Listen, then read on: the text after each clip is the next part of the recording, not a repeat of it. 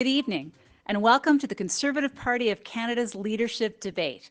This is the second of our official debates and will be entirely in English. Our first debate, an all-French debate, took place here last night. I'm Lisa Raitt, and I'm joined by Dan Nolan. We are the co-chairs of the Leadership Election Organizing Committee and moderators for both official debates. Dan took the lead last night, and tonight I'm in charge. We're broadcasting live to you from Toronto. All right, let's begin. This is how the night will unfold. We will start with candidates providing opening remarks in an order predetermined by a random draw held last week. Each candidate will have 60 seconds. Now, we asked Canadians to submit video questions on any topic, and we received over 1,000 entries. Dan and I, as moderators, chose a cross-section of these questions, and these will be used for this debate. The candidates were not provided the questions, but they were given the general themes to be discussed. Following opening remarks, this debate will have two sections. The first half will be a face-to-face format.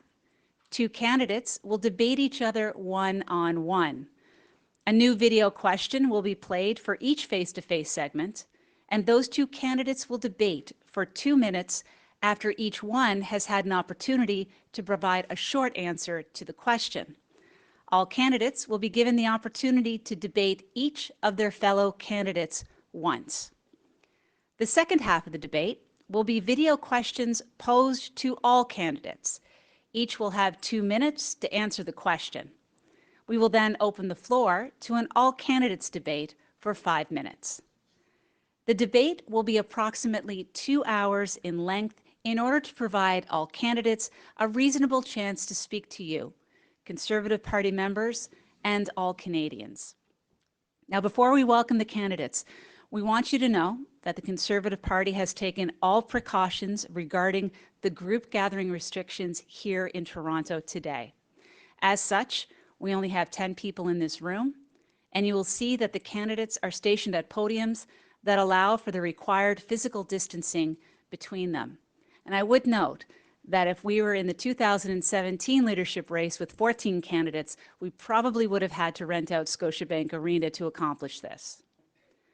And now we'd like to present to you the 2020 leadership candidates. Mr. Erin O'Toole.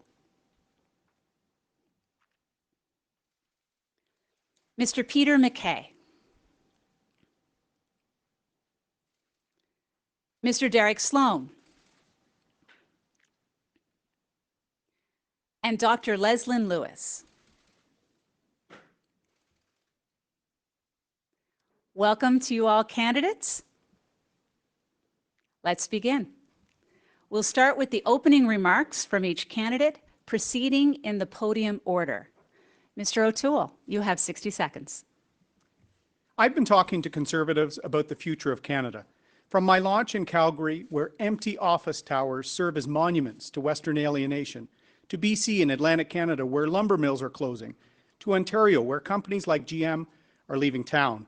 Working families across the country were already being left behind by the Liberals, and then COVID-19 hit.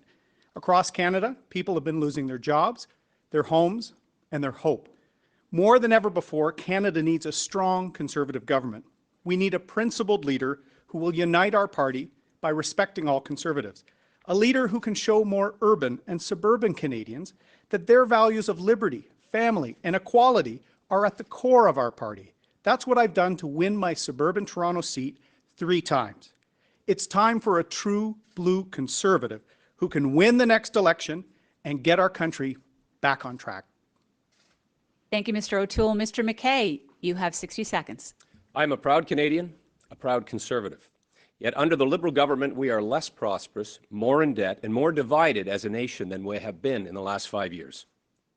Our government has taken, our party has taken steps to preserve democracy and the rule of law. Canada cannot afford another term of Justin Trudeau. I believe in our party and, of course, Canada, and that our best days are ahead. There are no obstacles we cannot overcome, including COVID-19. We will only win if we are united as a party. And when we reach out to every part of Canada and offer Conservative solutions and ideas. Our caucus has supported me in overwhelming numbers. And as a leader, I will bring our party together. I'm supported by Conservatives across the country, social Conservatives, fiscal Conservatives, new voters, new Canadians, en anglais et en français. We need a leader who attacks Liberals, not Conservatives. I will unite the party as I did before with Stephen Harper. I will defeat Justin Trudeau, and I will bring us back to form a national Conservative majority government. Thank you, Mr. MacKay. Mr. Sloan, you had 60 seconds. It is a privilege and an honor to be here tonight representing the founding political party of this great nation. We are facing a divide and divisions here in Canada, whether they be racial, regional, like Western alienation, and even class-based resentment. I stand before you tonight and give you my solemn promise that I will never compromise on Conservative values. I will never sell out Canada, and I will always put Canadians first. I will never give an inch to political correctness. I won't cede an ounce of our sovereignty to international organizations. I'm the only candidate that is committed to defunding the World Health Organization and getting Canada out of the Paris Agreement. I will never put the rich elite and international corporations before the Canadian worker and small business. I will do whatever it takes to make the West an equal partner in Confederation. This is my unyielding promise to you. If you want a Conservative without apology to lead your party, tonight I ask for your support and your vote. God bless you and God bless Canada. Thank you, Mr. Sloan. Dr. Lewis, you have 60 seconds. Canada is at a crossroads. If the Liberals win the next election, it will be decades before we can recover. I am the right leader with the right policies at the right time. I am the leader that can withstand the liberal attacks and the lies about who we are as Canadians. We are a good people. To win the next election, we are going to need somebody to lead with courage, compassion, and common sense. The courage to stand up to Trudeau and defend what is right over what is easy. The compassion to have policies that uplift our country and not just a select few. And good common sense fiscal policies. I ran my campaign based on these principles of courage, compassion, and common sense. And with your help and support, that is exactly how I will run this country and this nation. Thank you. Thank you very much, Doctor. Thank you, candidates. And now we will begin the face-to-face portion of the debate. Now, before we begin, we do have 4 candidates this evening who are all experienced in advocating within a set period of time, either in Parliament or before the courts. I also know that these candidates not only want their submissions to be heard by Canadians, but they'd also like to have their opponents' submissions heard by Canadians as well. So with that, if it becomes apparent to me that your message isn't getting through clearly, I will gently intervene and ask that you re-engage in a way that allows for the viewer to understand your points that are being made. You got it? Excellent. With the first question, it will be posed to Erin O'Toole and Peter MacKay. Hi, my name is Mona Patel. I am from Niagara Falls, and I am a proud legal gun owner. Hi, I'm Crystal Caputo. I'm from Niagara Falls, and I'm a French Catholic Serbian Canadian. Hi, my name is Jordan Williams. I'm from Niagara-on-the-Lake. I'm a proud LGBT entrepreneur. Hi, I'm Jackie Seaver. I'm a single mother of a university student from Niagara Falls. And our question today is, if elected leader, how do each of the candidates plan to show Canadians that the Conservative Party is inclusive in order to sway enough middle ground voters to win us a majority government? Thank you. Mr. O'Toole, please start us off. You have 30 seconds. Great question, Mona, Crystal, Jordan, and Jackie. That is exactly what I've been doing when I've won my seat in the GTA 3 times, bringing together people based on a conservative approach, liberty, opportunity for all. I would be our first leader from the GTA. I've done this in 3 elections. I will do it again. Prime Minister Trudeau has been attacking many Canadians in the suburbs and cities of the country. We need to unite them in our cause to take back Canada. Thank you very much, Mr. O'Toole. Mr. MacKay, please go ahead, 30 seconds. It is an excellent question, and unity has been at the core of my campaign. I've been a person who's dedicated much of my working life to this party. I helped with Stephen Harper and with thousands of Conservatives to bring the Conservative movement together. But to truly reach out to Canadians, we are going to have to modernize. We are going to have to present ideas, solutions, policies that are relevant in people's backyards and back pockets. And that's what I've been talking about. An 8-point jobs plan for Canada. Sensible, thoughtful policies that will improve people's lives. Not vanity projects, not dividing Canadians the way Justin Trudeau has, but getting things done for Canadians. And that's what's needed post-COVID-19. Thank you, Mr. MacKay.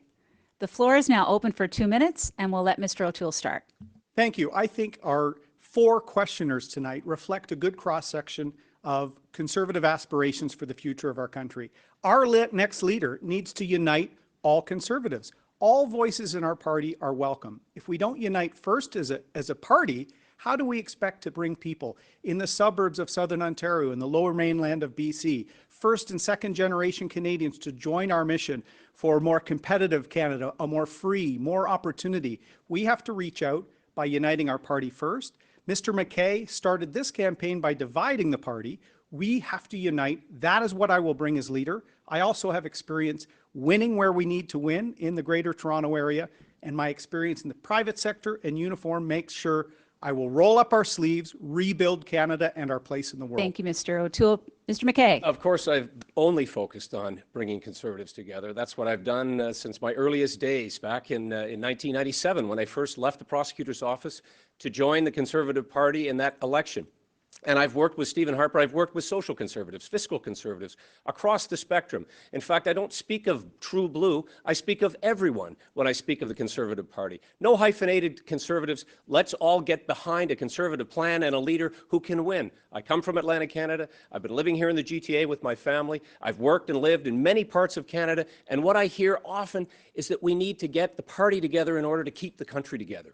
It's that serious. We need to ensure that we're going to be united as a movement, and I can lead now as I have in the past. Justin and it's Trudeau not just about being in the House of Commons. It's about Mr. O'Toole, I'm going to let Mr. O'Toole go, and then you. Justin Mr. Trudeau MacKay. has been suppressing democracy. He's spending $250 billion. There's no accountability.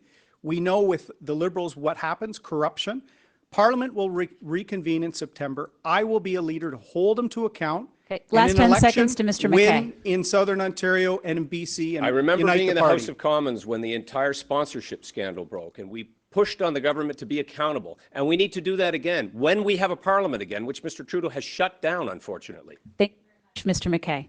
The second question will be posed to Mr. Sloan and Dr. Lewis. Hello, candidates. My name is Joseph, and I live in the riding of Milton. If elected leader, what will you do to ensure that social conservatives are able to play an active role in the future of the Conservative Party of Canada? Lovely riding of Milton. Mr. Sloan, please start us off, 30 seconds.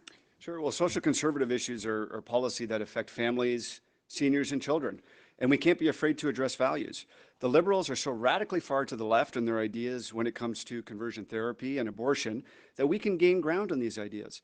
Many new Canadians are social conservatives. They don't believe that there's 72 or 102 genders. They don't want their kids to be confused. And remember, Stephen Harper, when he cut funding for foreign abortions, we won a majority after that. When Doug Ford campaigned against the sex ed curriculum, we won here in Ontario. So we can take principled stances and we can win. Thank you, Mr. Sloan. Dr. Lewis. Social conservatism is a very, very important part of our party. And one of the reasons why I decided to run is because I saw the divide within our party. I saw that there was a potential that social conservatives would be ousted from the party. And I think it's very important that we recognize that people with traditional values, people with religious values, that all of these parts are important to our great democracy. And that is what I would do, is uphold all of these values within our party. Thank you, Dr. Lewis. Now the floor is open for 2 minutes. Mr. Sloan, if you could begin. Well, I don't think we're going to be arguing too much here, Leslyn, but I think it's important to recognize that there is a lot of agreement within the party. Behind the scenes, even my two friends over here, Peter MacKay and Erin O'Toole, would agree with me that it's not right that Canada doesn't have any laws when it comes to abortion, for instance. It is out of whack. It's out of whack with other developed nations. It's out of whack with most of the developed world. And, you know, we can kid ourselves and say, well, you know, if we talk about that, we're gonna lose. Everything the Liberals campaign on is divisive. We can't ignore division. We Dr. don't go Lewis? looking for it. I'm sorry. Social conservatism has a wide perspective, wide variety of people. My platform is based on 4 pillars: upholding parental authority, upholding democratic rights, compassion for the vulnerable, fiscal responsibility. Parents have the right to govern their children and to raise their children in accordance with their values. And the cornerstone is, the family is the cornerstone and the bedrock of our society. I believe that we should even have a parental rights bill so that parents can uphold the rights of their children across this country, even in our school systems. This Mr. is Sloan? such... Yeah, sure. Thank you. Yeah, thank you, Leslyn. You know, and there's so many ways the Liberals have gone just so far to the left. And a good example of that is Bill C-8. And this is a bill that will take a parent and potentially jail them if they want to get their child who's experiencing gender dysphoria, gender affirming counseling. I mean, these are things that you know, kids go through a lot of different things, and we know that most kids that go through gender dysphoria will grow out of it. We shouldn't be Last 10 rolling the seconds to dice on Dr. this Lewis. for kids. Go ahead, Dr. Lewis. But the issue is that it's still parental authority, that a parent could be jailed, or even a pastor could be jailed for having these normal discussions with children. We should allow children to just be children. Thank you very much. I appreciate that. We're going to move on to question number 3. Hello, my name is Michelle and I'm from Hamilton East Stony Creek. My question for the candidates is, how can we develop our environmental stewardship while economically developing our oil, gas, and natural resources? Thank you for letting me ask this question. Have a good day. Dr. Lewis, over to you for 30 seconds, please. My plan is to develop our natural resources in an environmentally sustainable manner, and I have 4 policies to do that. The first is to incentivize corporations, then to bring in balanced regulation, and also to clean up the orphan wells, and also to adopt a national environmental policy. My policy is to make sure that all Canadians have clean air, clean water, and live on uncontaminated soil. Thank you, Dr. Lewis. Mr. O'Toole. This is a great question. We have to have the right balance. Let me be clear. I will kill the carbon tax, get pipelines built, and win the next election with a real environmental plan. These are 3 things that Mr. MacKay cannot do. Justin Trudeau is making us less competitive, and he's dictating an Ottawa knows best approach to the provinces. What Premier Kenney or Premier Ford is doing to lower emissions, we should respect and support. My Our Country plan has a Rebuild Canada section that will get us back on track and help the environment. Thank you, Mr. O'Toole. The floor is now open for 2 minutes. Dr. Lewis, if you'd begin. My policy incentivizes companies to develop innovative technologies, and these technologies will uplift our environment and our economy simultaneously. I will make sure that we develop our economy and our environment without foreign interference. We will stimulate corporations by having them invest in innovative technologies, which means bringing in tax credits. We will sell our liquefied natural gas abroad to bring down emissions in places like China, who's still dependent upon coal. We will reduce regulation and create simplified procedures. Thank you, Dr. Lewis. Thank you. I'm going to move over to Mr. carbon O'Toole. tax. We'll come back to you for last 10. And I agree entirely with Dr. Lewis. There's a number of amazing Canadian technologies we can use. Nuclear power, carbon capture and sequestration. Our LNG can shift coal emissions overseas. So I support that. There are 70,000 jobs in nuclear alone. I've been a supporter of that since I was first elected. I also have proposed a Strategic National Pipelines Act that will make Cabinet the decision maker so that projects can get going. Justin Trudeau has taken an ideological approach. He killed Energy East. He killed Northern Gateway, a pipeline 1/3 owned by Indigenous Canadians, and then he had to buy the remaining pipeline. We need to make it a cabinet decision, and a Prime Minister, I will show the country that pipelines are in the national interest from Newfoundland and Labrador to British Columbia. Thank you, Mr. O'Toole. Dr. Lewis? I will make sure that we have enabling legislation.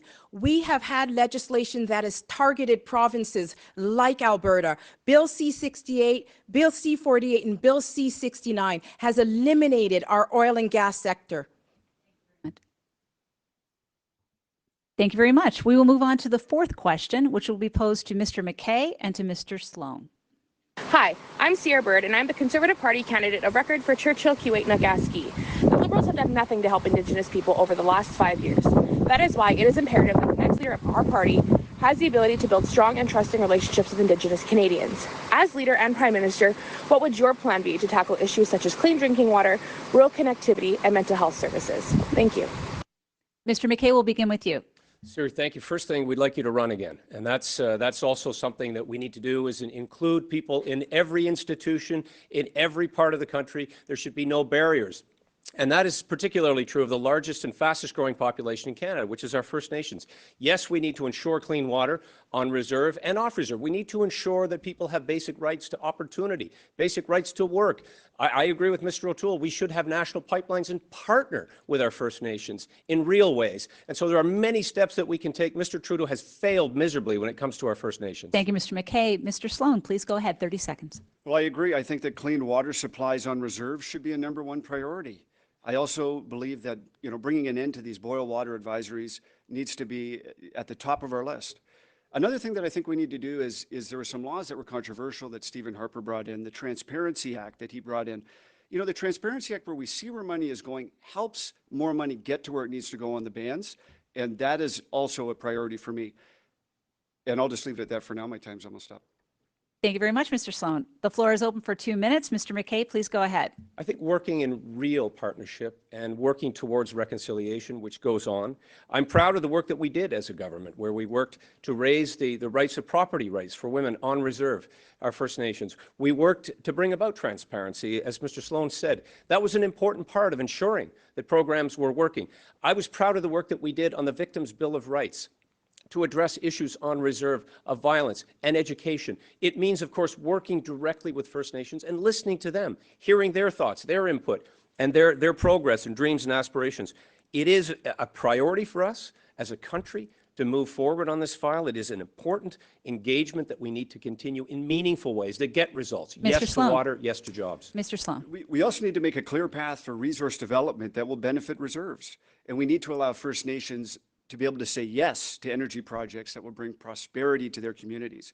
And so that's why I'm against the United Nations Declaration on the Rights of Indigenous People. I think that it will add additional complexity to approving these projects. And these projects bring the lifeblood of money and jobs into these communities. Justice and accountability and transparency are things that we all want in our life. As proof that the failure of this government, we saw the blockades. We want to see projects, meaningful projects that include and offer the opportunities to our First Nations. Having a First Nations Transparency Act helps in that pursuit. I've reached out to members of the First Nations community. I had 2 communities in my constituency in Nova Scotia, and we saw the progress that can be made on real projects that matter, that lift up the entire First Nations people. The UNDRIP, the United Nations Declaration on the Rights of Indigenous People, it does not respect provincial authority. And we saw its principles at play with the Coastal GasLink blockage in northern BC. This is what we will see over and over again if we enact legislation based on that document into law. And I will always fight against it, and I hope Mr. MacKay would as well. Our First Nations Rangers program is a perfect example of the incredible contributions made to this country by our First Nations. I would like to see that program enhanced. Thank you very much, Mr. MacKay. The 5th question will be posed to Mr. O'Toole and Mr. Sloan.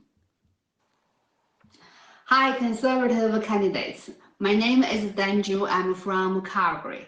My question to you is, what is your plan to bring back supply chain to Canada? How do you want to create jobs for our young generation? Mr. O'Toole, please start us off. 30 seconds. Thank you very much, Danju, for the question. Justin Trudeau was late on our border, and late with the economic response. And we've seen just how far behind Canada's been. No wonder he's suppressing Parliament. He doesn't want his record examined. In my Our Country platform, I have a detailed program on being self-sufficient in PPE, in critical security supplies, in food security. We need to make sure that we also have free trade amongst free countries and address the Communist Party of China. Thank you, Mr. O'Toole. Mr. Sloan.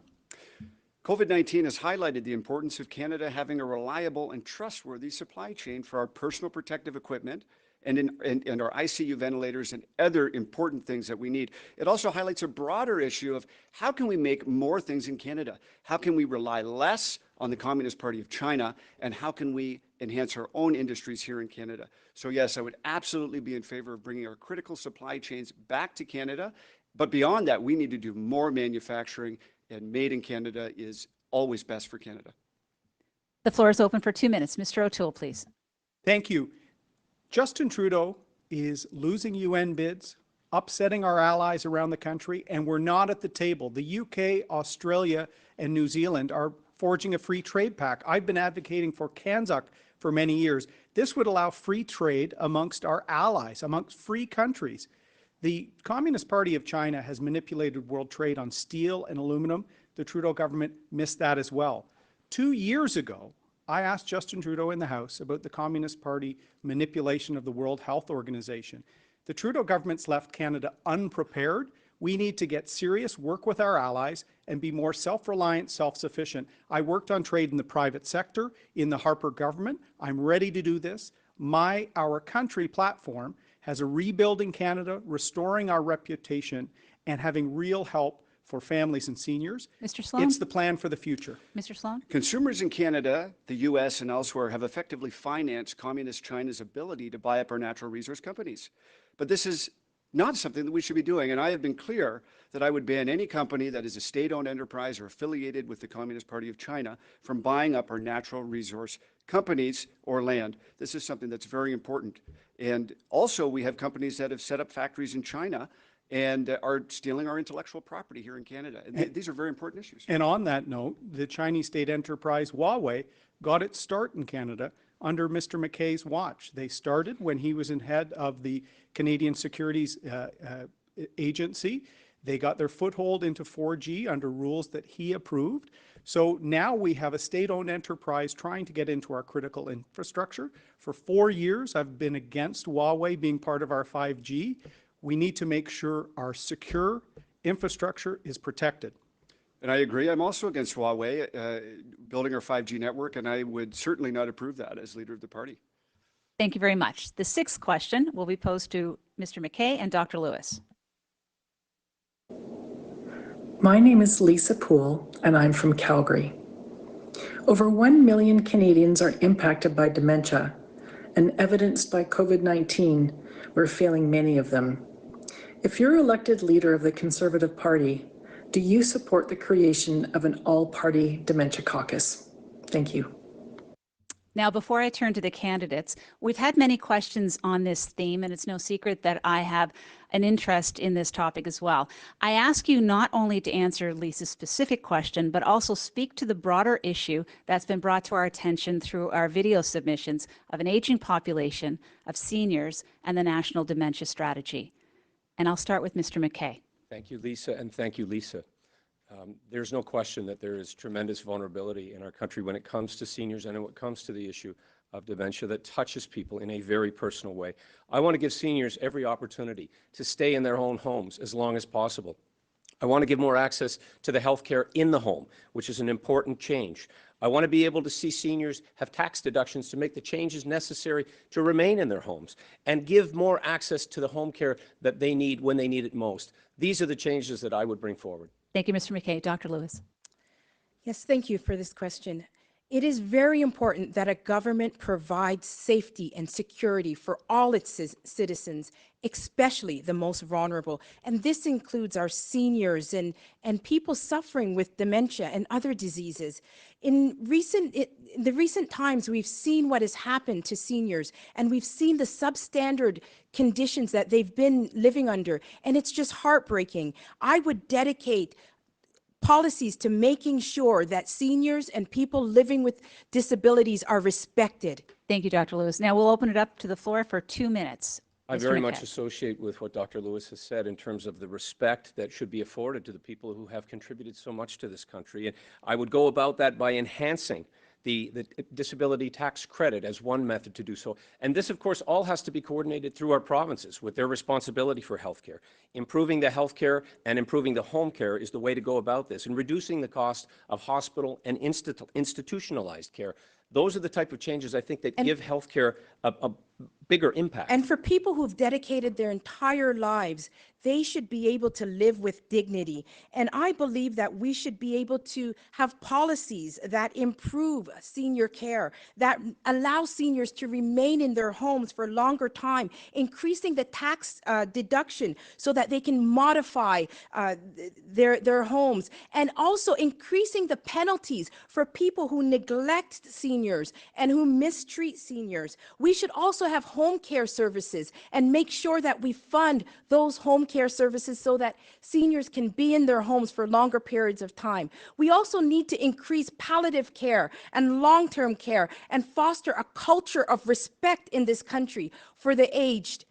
Thank you, Dr. I Lewis. believe as well in all of those substantive steps and more. One of the more shocking things that we've seen during COVID-19 was the report that came from the Canadian Armed Forces about the conditions that were found in long-term healthcare facilities, both private and in the public sector. And that has to be addressed in meaningful ways. And yes, more accountability. As a former prosecutor, as a former Attorney General and Justice Minister, people who are deliberately neglectful or even allow those conditions to exist have to be held to account. But it really is about allowing seniors to have more access to their own funding and to support them in meaningful ways. There's so many things that we could do at the federal level. We could even change building codes to make sure that the residents have more ventilation. We also need to make sure that we do not impose euthanasia on these seniors, because some of them feel compelled to just relieve suffering from the system and from their family members. And we need to make sure that we support them. Thank you, Dr. Lewis. I appreciate that.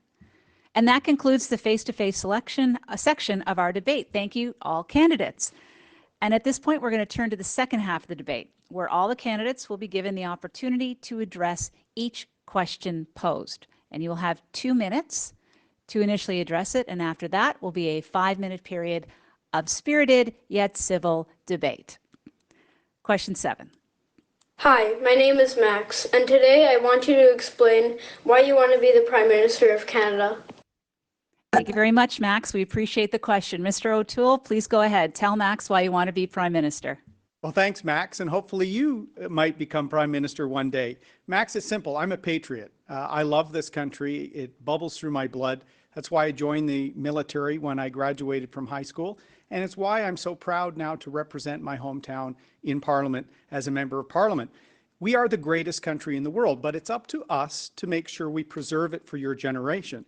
I'm very worried with what Mr. Trudeau has done. He's saddling your generation with billions upon billions of debt and less opportunities. And this was before COVID-19 hit. So Max, I'm empowered by your generation and my son Jack, who's about your age, and my daughter Molly. We owe it to them, everyone here on this stage, to give them the same opportunities in Canada that we had when we were growing up and we were your age. That's why I'm running. Last night, Mr. MacKay suggested I'm angry. I am a bit angry with what Justin Trudeau has done to this country. In the Conservative government, when we lost in 2015, we had high national unity numbers. We had a balanced budget. We had low taxes. We had investment and jobs for your parents, for everyone. All that is gone. The separatist Bloc Québécois is back in 3rd place in the House of Commons. There's anger in the West and people even talking about separation. We're weaker, we're poorer and less respected around the world. So that's what empowers me, Max. I want to make sure we remain the greatest country in the world, just as Sir John A. Macdonald said over a century ago. That's why in my Our Country platform, I have a very detailed plan to rebuild Canada after COVID-19, to restore our reputation on the world stage, and to provide real help for families and seniors, many of whom have been left behind by Trudeau, as he is spending billions. So Max, I hope to see you on the campaign trail soon. Mr. MacKay, please go ahead. You have 2 minutes to give Max his answer. Thanks, Max. And the short answer is for you and for your generation, for my children, and those who come to Canada to find a new way of life, those who experience Canada in a way that they can't experience in their country of origin. We have, as Mr. O'Toole said, the greatest country in the world, but we can't take it for granted. And I share the concerns of all of the candidates here for the direction that Justin Trudeau has taken our country. We are more divided. We are turning on one another in terms of regions, people, places. We have to get back to the basics of addressing the priorities of this nation, ensuring that there will be jobs for you in the future, Max, ensuring that you're going to have access to education, healthcare. You're going to be able to grow up and live out your dreams as a Canadian. And one thing that will hinder us in that pursuit as Conservatives is when we turn on one another. Max, I don't know if you play hockey or soccer, but we know that the principle is to pass to one another, is to be on the same side, is to pursue a goal. We're not going to be able to do that if we turn on one another. Conservatives can build this country as we have in the past and as we will again.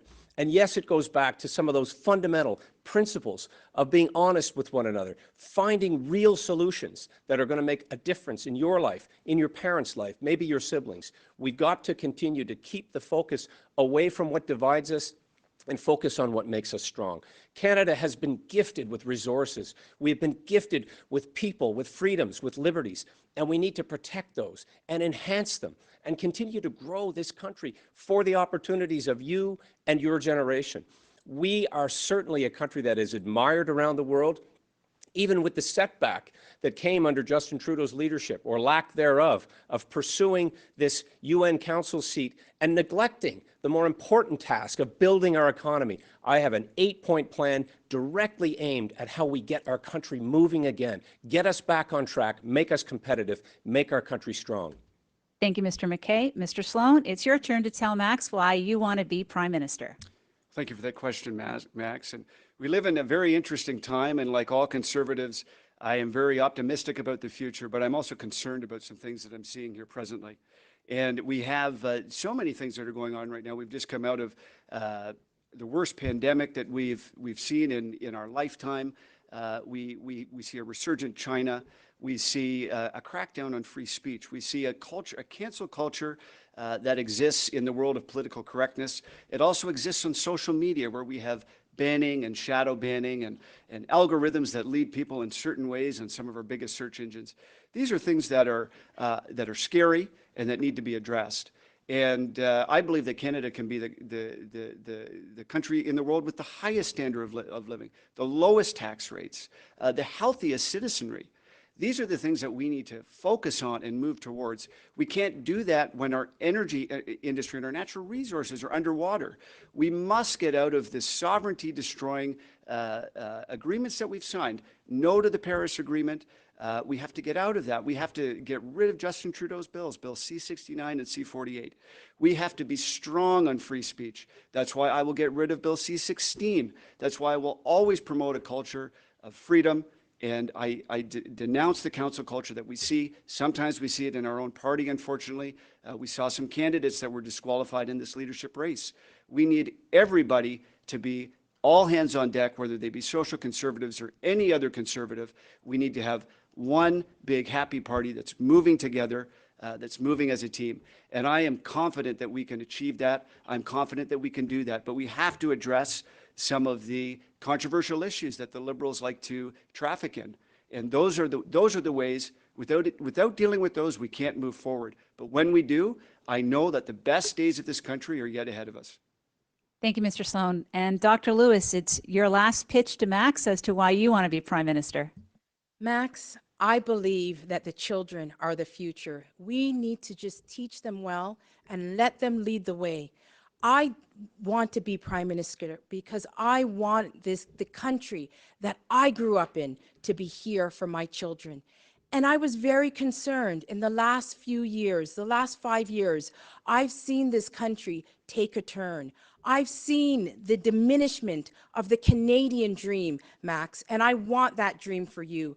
I want you to have a future that I had, Max. I am proud to be a Canadian. Max, I'm concerned when I see people telling Canadians that they should not be proud. I want you to be proud of your country, Max. Max, the fabric of our nation is just being torn apart. And even provinces are threatening to leave our great confederation.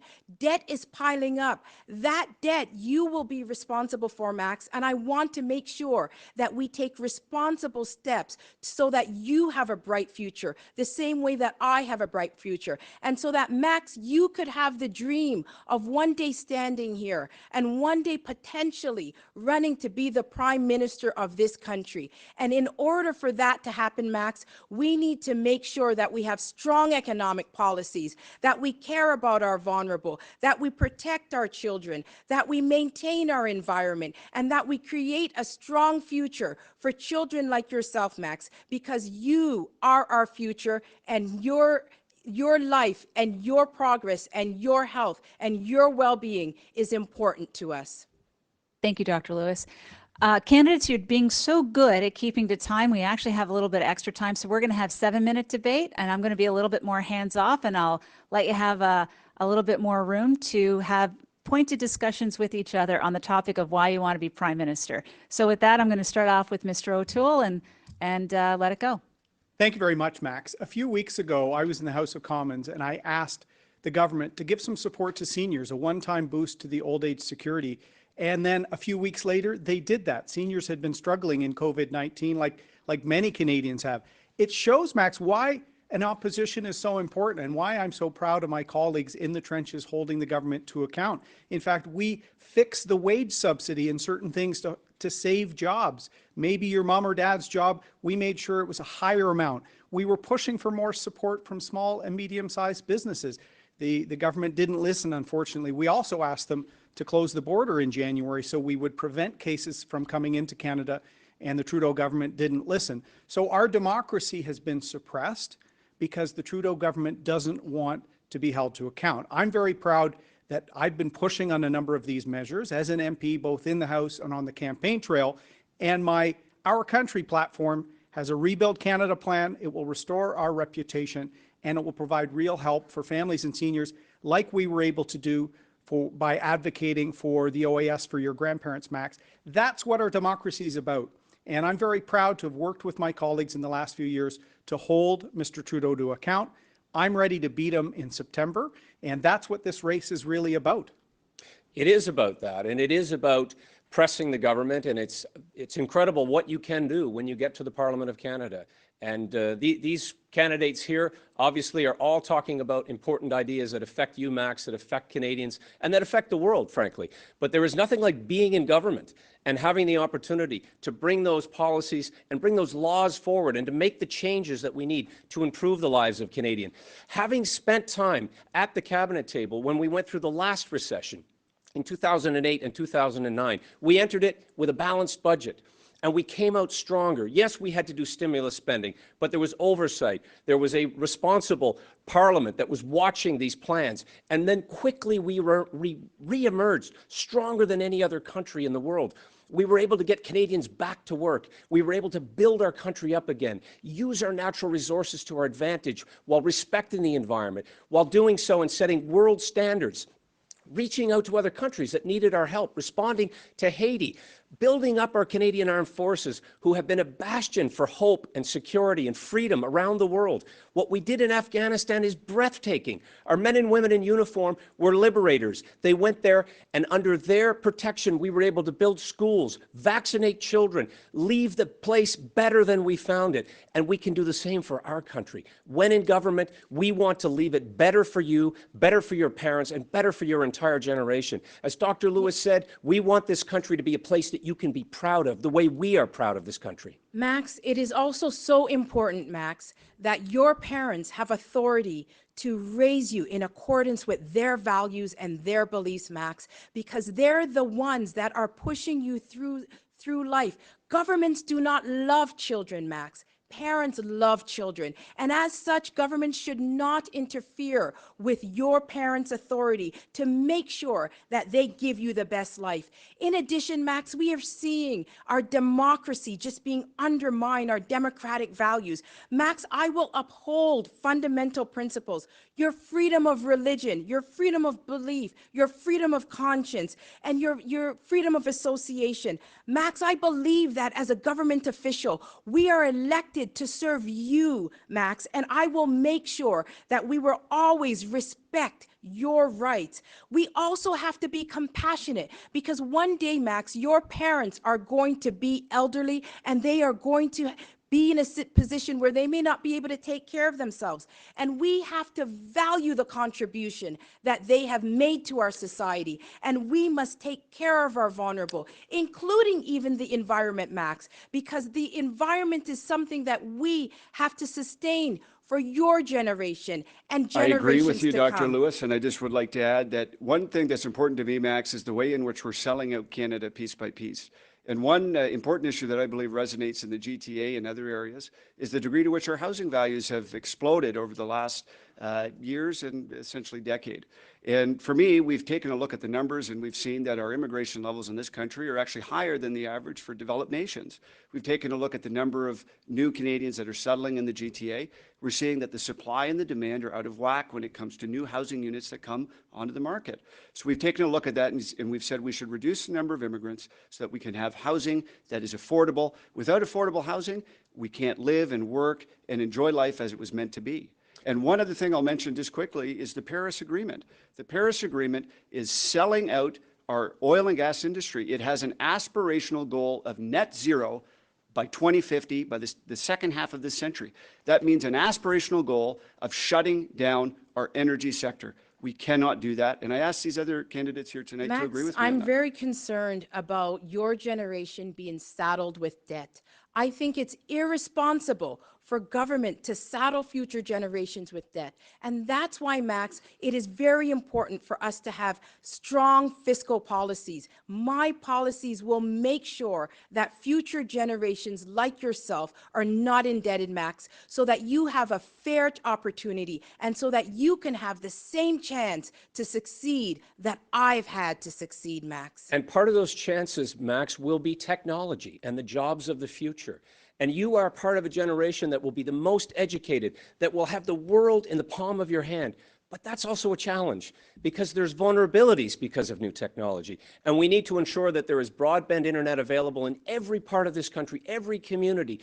But we also need to be careful of the vulnerabilities that this creates.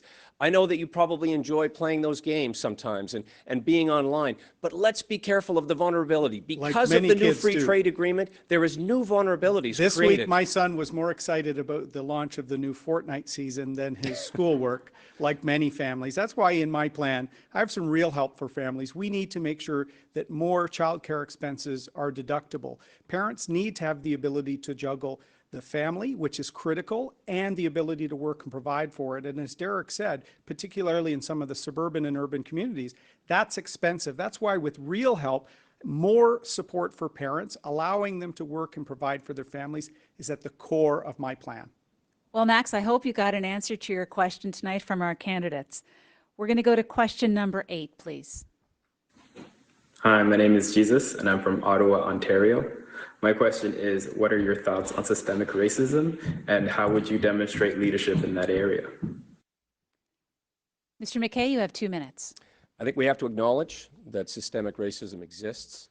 It exists in our institutions. It exists in our communities across this country. I grew up in a small town in New Glasgow that has the shame of having excluded Viola Desmond from a theater. And this was an issue that I was always aware of my entire life. And so one of the most important things I think we have to do, Jesus, is listen. And listen to people who have the experience, who have lived it, and go about ways making a real effort in education, in the way that we address these issues of opportunity and remove the barriers. It really is the action time. It's the action time to get things done. It's the action time as well to respect the views of everybody on how we build a country that is more inclusive.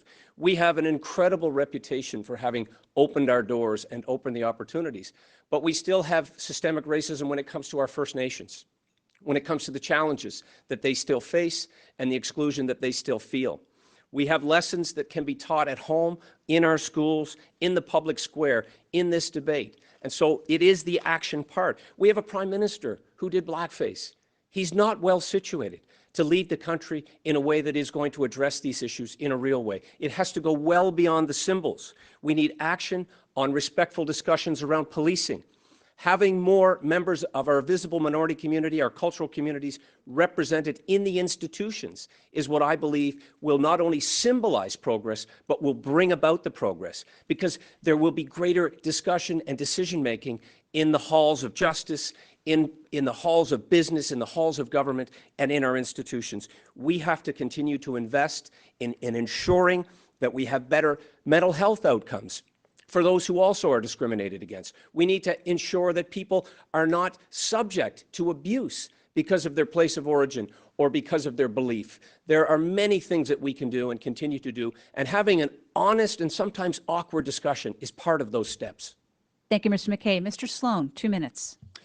Canada has made mistakes in the past, but it is also an open country, it is a diverse country, and it always strives, in my view, to be the best that it can be.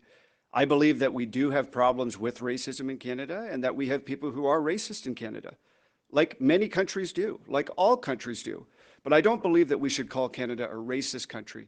I believe that Canada is a beacon of light and liberty across this nation, and that we have many things that we can do to improve, but there's many things that we've done that other countries look up to us for. I'll raise an issue that I believe is important, and we do have a form of systemic racism in Canada, and it is the law Bill 21 that we have in Quebec.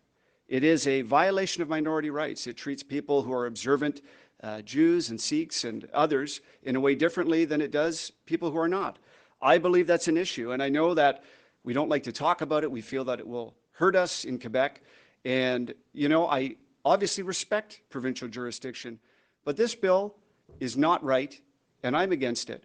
And I believe that there are other ways that we can work together to preserve Quebec's unique culture. And I call on the other candidates tonight to make a statement on this bill, as I believe it's important. Thank you. Thank you, Mr. Sloan. Dr. Lewis. Thank you. So racism and discrimination exists in every society, and unfortunately, Canada is no exception. But we have to distinguish between individual racism and systemic racism. Many people respond to the question of systemic racism by saying, I'm not a racist.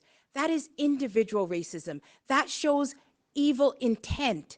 So systemic racism, we have to understand, is something very different. It deals with outcomes that are negative. And so when we look at the system, we can assess and we can say that we have had residential schools in Canada, and that has led to a negative outcome. We can say that there are different outcomes in the educational system, and those can be tied with race. We know that there are different outcomes in the criminal justice system. If we take, for example, even a First Nations person, a First Nations person charged with the same crime as a non-First Nations is more likely to be found guilty of that crime. It's more likely to be charged. When charged, higher conviction rate. When convicted, higher sentences. Less chance to get bail. So these are things within the system that we have to say that we can make better. Canada is the best country in the world, but that does not mean that we have an opportunity to not make it better. I feel that what we should do is we should examine the systems and attempt to move away from saying that we are going to be destructive and destroy systems that are imperfect. All systems are imperfect, and so we need to look at them. We need to look at how we can modify certain institutions, such as our police, how we can modify our education system, how we can modify our criminal justice system so we have better outcomes. Thank you very much, Dr. Lewis. Over to you, Mr. O'Toole. Thank you, Jesus, for the question. It's an important one that many families have been having discussions about, including Rebecca, with our children. We live in the greatest country in the world. And as public officials, it's our commitment to make sure it lives up to the ideals that we want it to be. I think Conservatives are actually very well placed to be the champions for this approach, because our inherent principles of rewarding hard work, respect for others, liberty, opportunity, those are at the core of who we are as Conservatives. They actually unite all parts of our movement.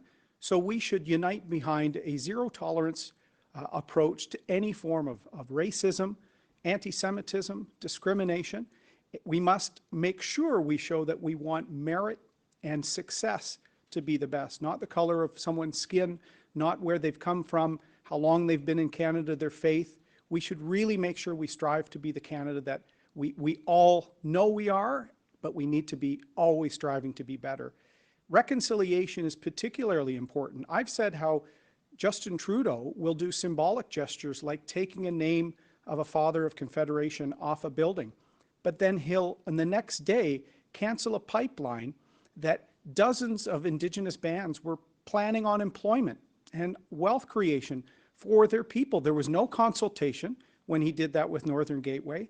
What is reconciliation? It needs to be participation, collaboration in the opportunity that is Canada. That's what will happen. That's why, as a private sector lawyer, I volunteered some time on First Nation businesses and opportunities to make sure that reconciliation is a recommitment to our country. I served in the military, and I'll tell you, when someone has your back, you don't care what background they have. It's trust. Your brothers in arms. And that's the approach we should have as Canadians, supporting one another, striving to remain the best country in the world. Thank you, Mr. O'Toole. The floor is now open for 7 minutes. Candidates, we'll start it off with Mr. MacKay. I think the collaboration aspect of Jesus' question is what we need to come back to, and that is, how do we address some of the problems in our justice system, as Dr. Lewis discussed? How do we get to a place where we're able to have those frank discussions that Mr. O'Toole spoke of? I've had those discussions with my wife, who came to Canada as a child and has experienced racism in her life. We have to address these issues, though, in meaningful ways. The discussions are important. The listening is perhaps more important now than ever before. The saying of walking in somebody's shoes is something we have to be deeply thoughtful about and talk about with our children as well. But it is about stopping it and stamping it out and being intolerant of intolerance. We cannot allow this to exist in our institutions, and the police, quite frankly, have to be a big part of this discussion, because the police are tasked with enforcing our laws. The police are on that proverbial front line. But I do not believe that defunding our police is the answer. I do believe in, of course, support for our social services, making necessary investments in education, having those frank discussions. But our police, let's not forget, heroes like Heidi Stevenson in Nova Scotia, David Wynn in Alberta, they put their lives on the line, much like our armed forces personnel, our first responders who have been dealing with COVID-19. Defunding them has the exact opposite effect of what we need. We need to talk to them. We need to have education about when to use force and the proper exercise of authority. Those will make real differences, Jesus, in your community and in all communities. But we also have to make sure that we just don't engage in virtue signaling, because the Prime Minister took a knee, and he is the Prime Minister. So he has an ability to make substantive changes. Taking a knee is just a symbol. If he wants to do something about making this country a better place, he can do it. And so I think it's very, very important that we have realistic, real changes.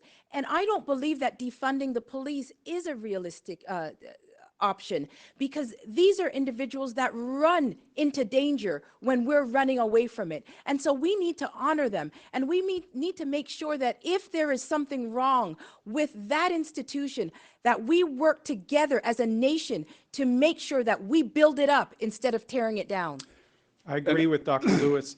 It needs real action, and this is where, as public officials, as members of Parliament, we have a role to play to ensure that Canada does live up to the ideals that we want it to be, and real action as opposed to often the symbolism. I think many Canadians who'd watched Justin Trudeau's press conferences months after months after months about staying home, and then he chooses not to follow his own guidance for political reasons, even though the cause is important, is not leadership. He needs to show a substantive commitment to making sure that there's a level playing field, making sure that if there are some groups not represented, that there's opportunity for them to be represented. I saw that firsthand when I was serving in the military.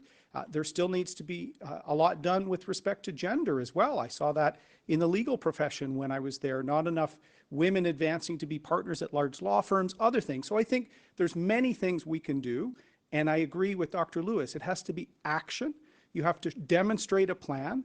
It can't be one-time press-related events. It has to be a long-term commitment. And I'm just going to cut you off there. Sorry about that. But I just wanted to agree with Dr. Lewis and Peter here about the police forces. And, you know, police brutality is wrong. And I am against the treatment of George Floyd and others who have been treated mercilessly by the police. But these, overall, our police forces, I believe, want to protect our communities. And while they can always improve, I do not approve defunding them.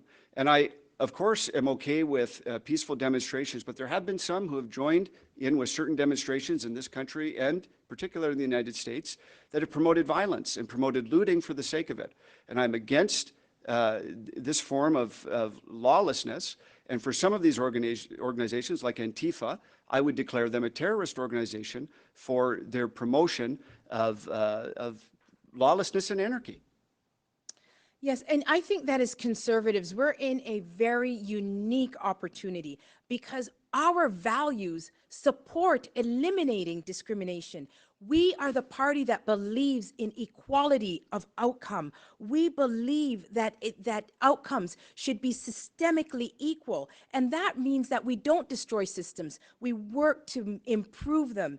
And we must do that without labels, because I heard from so many Canadians that were so hurt by Justin Trudeau saying that Canadians are racist.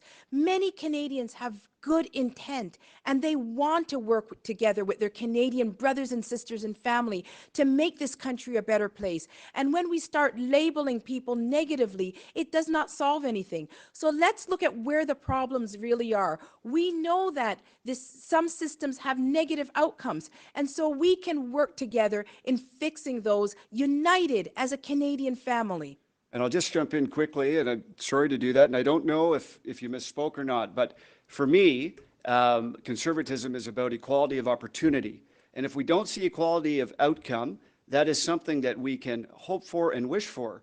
But people will always be different. There will always be people who are a little bit taller, a little bit shorter, do their homework a little bit more, do their homework a little bit less, work harder, don't work quite as hard. And that's why we need a system that is fair to everybody, but respects the fact that time, chance, luck, trying harder, trying less harder, it happens to all of us, and there will be different outcomes in terms of wealth and other outcomes in society. So I wasn't sure if you were talking about that. I absolutely. I believe that. I believe in personal responsibility. People have to have personal responsibility, and that's not what I'm talking about when we talk about making the systems better. For example, we have to build up the family. The family is there before any child hits an institution. So if we build up the family, we make sure that children are raised with strong values and all the supports that they need, then we have a better chance in those the children getting through these institutions. Yes, merit and hard work and all of those values that we in the Conservative Party adhere to. But there has to be a recognition, too, of some of the unconscious bias that exists. And we have to work in terms of removing those barriers at any time. We want to see the advancement based on merit, based on inclusion. We want to see that our cultural communities truly feel welcome in our party. Thank you very much, Mr. MacKay. We're going to go to video question number 9. Hello, I'm Joanne Thibault from Victoria, British Columbia. The Prime Minister has made a series of major rapid-fire decisions to manage Canada through COVID-19. What is one decision that you don't think was well made, and what decision would you have made instead? Thank you. Mr. Sloan, you're up first. Please go ahead. You have 2 minutes. This question may have been made for me, as some of you have seen over the last couple of months, but I believe we did a lot of things wrong here. We had, of course, a government which first felt that there was no danger at all in regards to COVID-19. They listened to every single thing that the World Health Organization said, which we now know is compromised by Communist China. And I, of course, believe that we need to defund the World Health Organization completely. We can't have politically motivated organizations giving us advice. And we know that China was cracking down on their own citizens who are trying to spread the alarm about this virus. We know that Taiwan, as an example, and I'm glad that we can say the word Taiwan. I know everyone here will do that, unlike some in the Liberal Party. But Taiwan, of course, took steps very early on to stop travel from affected areas, to test people. And they have had very few cases, under 1,000. They've had, last time I checked, under 10 deaths. And they're 100 miles off the coast of mainland China. So we absolutely should have taken this virus seriously. We should have recommended common sense things like wearing masks or social distancing. I believe if we would have got this early and done our travel bans early from affected areas, we would not have had to do a complete economic shutdown. We cannot afford to do this every 2 years when another virus comes out of China or wherever else it's going to come. We can't afford to do this again. We must make sure that we have testing regimes in place. We must make sure that we have experts who will give us the right advice. We did not have this in this situation, and it is exactly what caused an economic shutdown that ultimately became Justin Trudeau's dream. He gets to hand out money basically for free, and he gets to rise in the polls. Well, his reckoning day is coming. It's coming soon, and we will hit him dead on with what he's done with this, and we're looking at almost maybe $1 trillion in deficit. So, Thank you, Mr. Sloan. Dr. Lewis, please go ahead. 2 minutes. Thank you for that question. I think it was very important at the outset, even though we were in a crisis situation, to do a costed impact assessment so that we know exactly what the cost is. We have a budget for it, and that is something that is the responsibility of our finance ministers. And I think that there's something very important, because that way we're not saddled with a future tax. I think that we should have closed the borders very, very early, quarantined individuals, repatriate Canadians back to Canada and quarantine them. And we needed to rely on our own data and not the data that came out of China and the WHO. We also needed a better emergency preparedness strategy. And we need to make sure that we do that in the future, having key manufacturing sector to deal with our essential goods, such as our stockpiling of our supplies. They were very low. We want to make sure that we also close the border. The closing of the border was constrained by political correctness. And very early on, I called Justin Trudeau out on that, because I called him out on stating that it was not racist to make a public safety decision for the benefit of Canadians. It was a public safety decision. I also believe that we should have planned for a rainy day. We were running a deficit in times of prosperity. We had 5 years of prosperity where we could have had a surplus, and that way we would not have been going into crisis in such a negative situation. I feel that the modeling was too late, that there was lots of misinformation about masks. Masks should have been worn at an earlier date. We should have shut down travel earlier. We should have looked to other countries like South Korea, Taiwan, and Hong Kong, and look at what they were doing and their successes instead of relying solely on China. Thank you very much, Dr. Lewis. Mr. O'Toole, just to recap, we're talking about COVID-19. What decision did you disagree with, and what would you have done? Thanks for the question, Joanne. It's a hard one, because just pick one mistake by Justin Trudeau in the COVID-19 crisis, that's hard, but it certainly has to be the travel restrictions. He was ignoring the Conservative Party, which started raising this in January. In February, I put out a detailed plan on how to stop flights from China, Iran, Italy, other countries that had infections, and to actually get the EI system prepared for people that would have to quarantine. By mid-March, Justin Trudeau and Minister Haiju were still telling people there was nothing to worry about and closing the border would have no impact. You know what they did? They made the challenge harder for Premier Ford, Premier Legault, and other premiers across the country who had to respond with the healthcare system. So if the federal government had not botched the travel and quarantining and airports, we'd be much better off like other countries. Their response on both the health crisis and the economic crisis was both slow and confused. They've spent billions more than they needed to because they were late to the game. As I said earlier, 2 years ago in the House, I asked Justin Trudeau about the Chinese manipulation of the World Health Organization. They were excluding Taiwan and other countries from pandemic planning. 2 years ago, we were demanding for Trudeau to get prepared. He was not. In fact, he sent masks and PPE to China as his own officials were telling them there was a crisis descending upon Canada. It's the highest order of failed leadership I've seen in my lifetime as a Canadian. And we will rebuild Canada and get us ready for next time. In my Rebuild Canada plan, we have a plan for resiliency, for self-sufficiency of critical PPE, medical supplies, and to make sure we rebalance trade and relations with other countries. We need to do more amongst the free world. I've been calling for reform of the United Nations for many years. We have to be ready for a potential second wave. I'll be ready as Prime Minister. Mr. MacKay? Joanne, this is the most important question. And what would have been done differently under a Conservative government, based on everything you've heard here, tells me again that we shouldn't have closed Parliament. Justin Trudeau shouldn't have tried to avoid accountability. But that day is coming, and that day is coming in the next election, and we will see accountability for China as well. But all of these ideas are true. If we had moved quicker on the closing of the borders, if we had moved quicker to get testing in place, if there was a more coordinated effort with the provinces, and in fact, if we had collaborated more with our allies at the very beginning, I believe we wouldn't have been left to rely solely on information that was being funneled through the kidneys of the World Health Organization.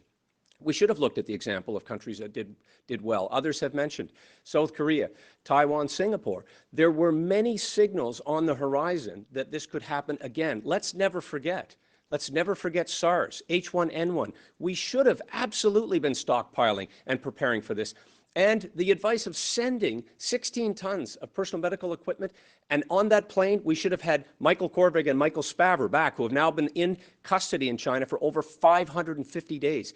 We could do much better, and we will do much better under Conservative government.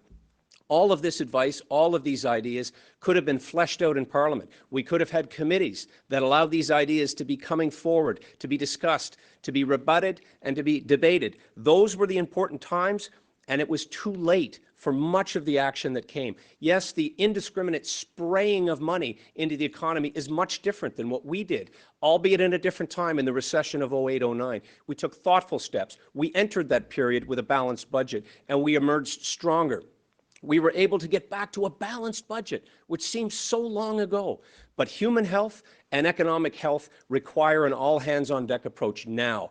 And that's what you're seeing discussed in this debate. That's what you're seeing Conservatives come forward with. Thoughtful, forward-looking, and positive improvements to our system and to our country.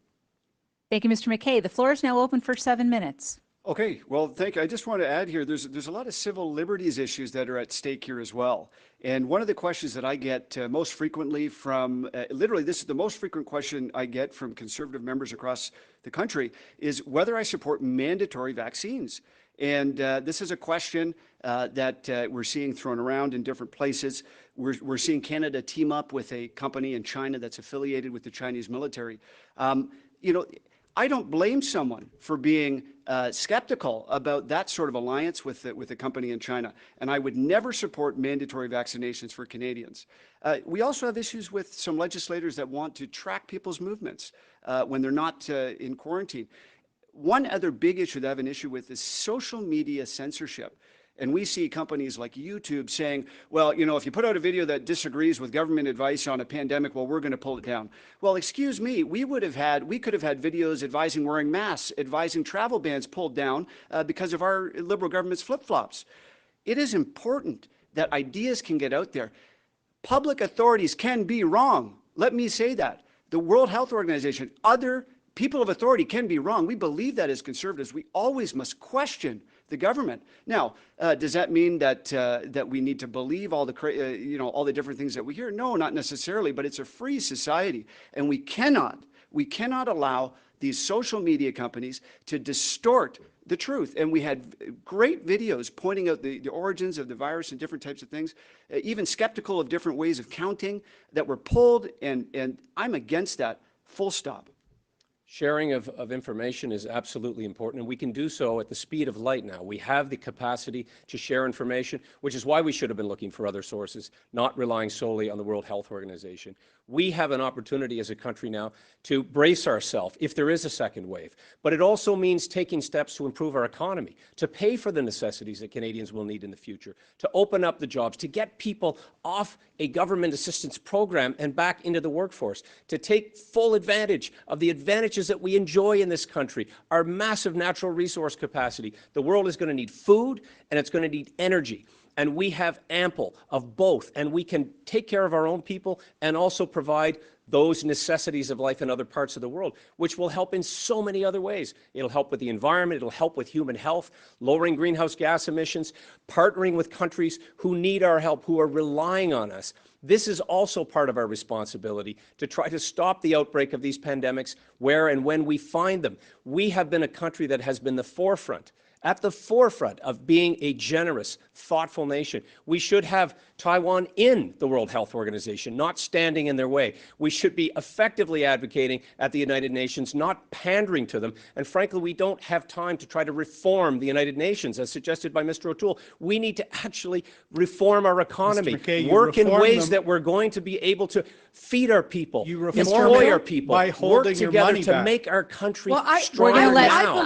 I'm going to let Mr. O'Toole respond to the comment made Mr. about MacKay, him. I've been saying for 4 years you reform the United Nations by holding your money back. Other countries are starting to do that. I've seen UN failures on peacekeeping. We've had Canadian peacekeepers hurt mentally from UN corruption. Remember Rwanda. We've seen the World Health Organization corrupted. We've seen trading and scandals of corruption within the UN. The free countries of the world need to unite and say, we're no longer going to let the bad actors of the world run these institutions. We have to reform them. We've heard leadership from Australia on this, but Justin Trudeau was so obsessed with his vanity project for a Security Council seat that he put his own personal interest ahead of the national interest. So, Mr. MacKay, we need Canadian leadership now on the world stage. We need to restore our reputation. I've served our country overseas with our Navy and with our allies.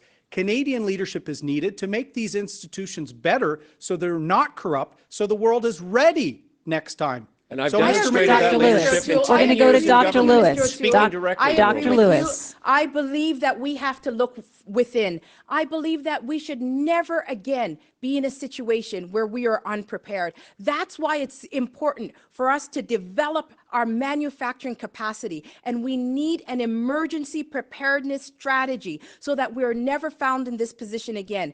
We need to make sure that governments are responsible for our health and safety, and that they're in a position where we have confidence in their planning ability. We should not be caught off guard again, and we need to rediscover our manufacturing sector. And that's why we need to provide tax incentives for companies to be able to produce these essential equipment like respirators, like gloves, like masks. Those things should be produced within our country. And Dr. And Lewis, if we do not have those companies, we have to make sure that we have the enabling capacity. We're going to go to Mr. Sloan. It's going to Mr. Sloan and then Mr. O'Toole. And I'm glad you raised essential service, because I was thinking of one myself. I was so sick of the fact that there was hundreds of people in Walmart, people out demonstrating, and yet our churches were closed. Churches, I think we can all agree, should be an essential service, and we need to get our churches open so that we can get back to worshiping like before. Thank you. Mr. O'Toole. I agree with you, Dr. Lewis. We can also reform the World Trade Organization so that bad actors like China aren't dumping steel and aluminum and displacing good Canadian jobs in Hamilton, in Kitimat, BC, in the Saguenay region of Quebec. We should be partnering to have free trade amongst free countries. Mr. MacKay seems okay with the status quo, not demanding better from the WTO, not demanding better from the UN. This is why it's time for a next generation of true blue leadership to make these institutions better, hold people to account, and don't allow bad actors of the world to game them. That's Mr. what MacKay, happened with the WHO. Well, we need thoughtful ideas, and you're seeing a lot of this tonight. And it happens for us as a party when we're able to not attack each other, but attack the Liberals and focus our attention on presenting ideas. I agree with Dr. Lewis's discussion around manufacturing, and we need to ensure that we're encouraging Canadians to buy Canadian, to move in the direction of traveling more in Canada, to embracing manufacturing. Yes, certainly our tax system needs to be reformed. It's been 50 years since we had meaningful tax reform. We need to bring government finances back under control, as the way we did when we were in government, proposal. as the way we used a deficit reduction plan. I didn't interrupt you, Mr. O'Toole. When we had meaningful deficit reduction action, and Ms. Raitt was there as well, we made changes that brought government spending back under control. That will be needed in a post-COVID-19 world. Thank you very much, Mr. MacKay. Dragging the moderator into the debate is not a smooth move, by the way. Candidates, we are now moving on to the 10th question, which you think is the last question, but we're throwing a little curveball at you tonight. There will be an 11th question, so don't put away your notes right away. We're going to move to the 10th question, please.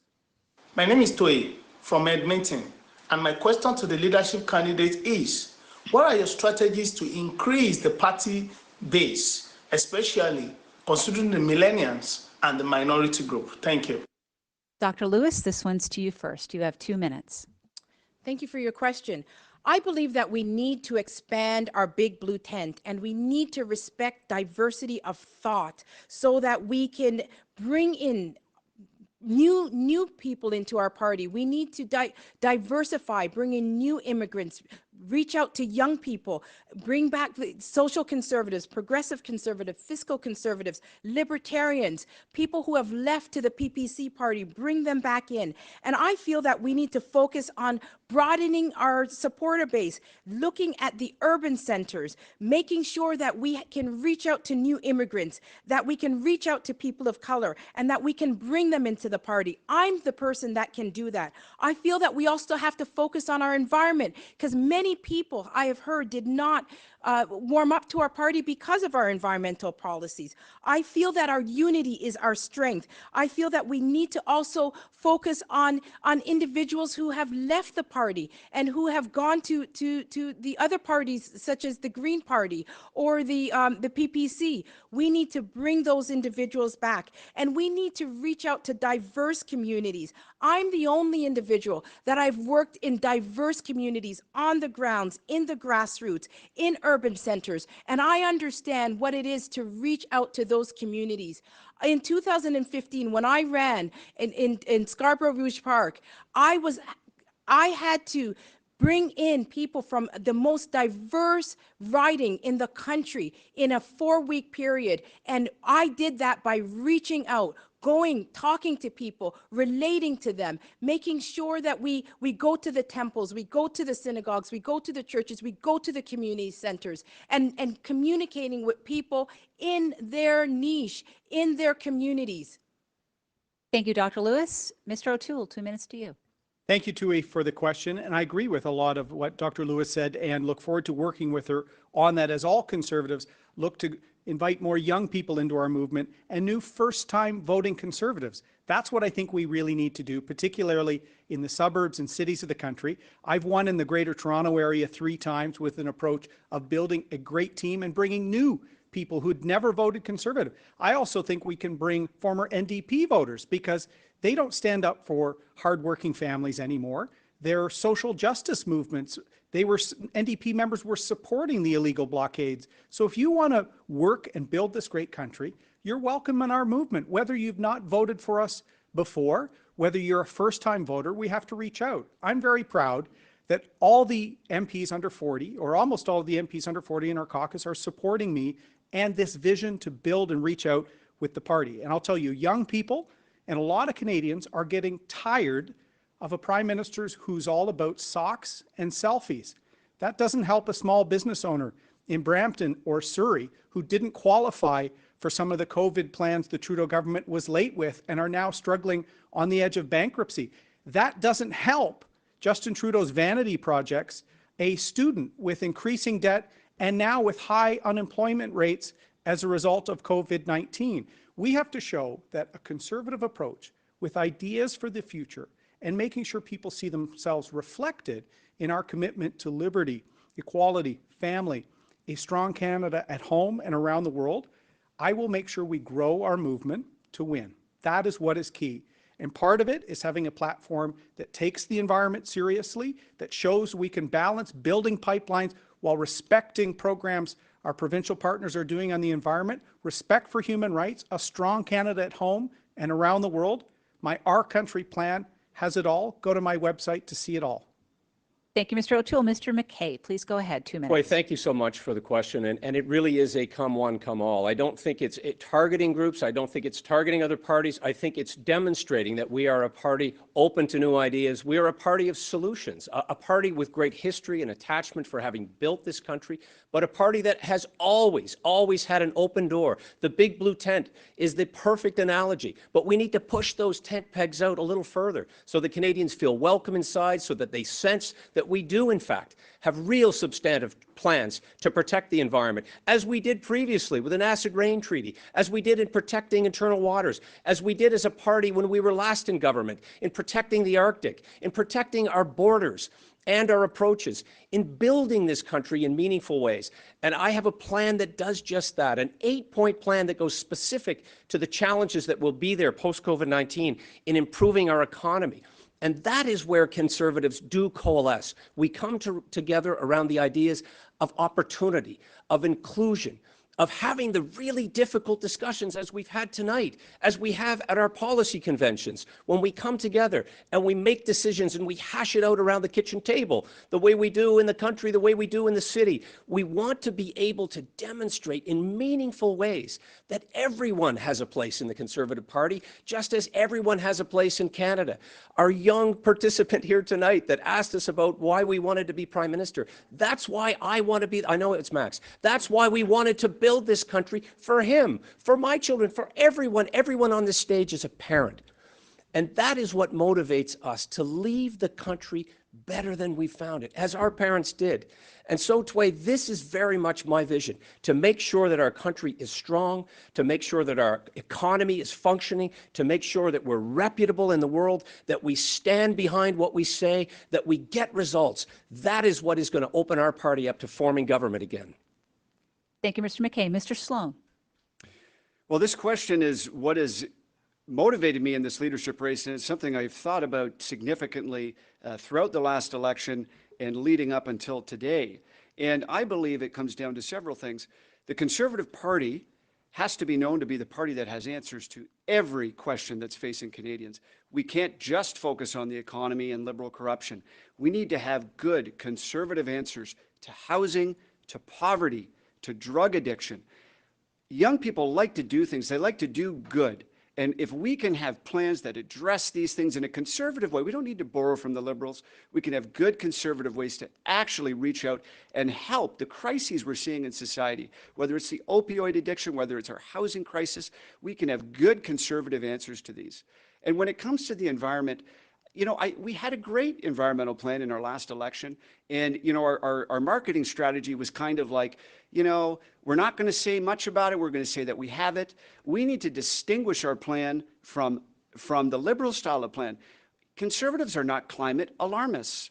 Okay? We are good conservationists, and we need to say this is a great conservationist plan. It will actually help the environment. It is not going to deal with, you know, some random taxation scheme. It will actually be good for our environment. And that is how we can sell it.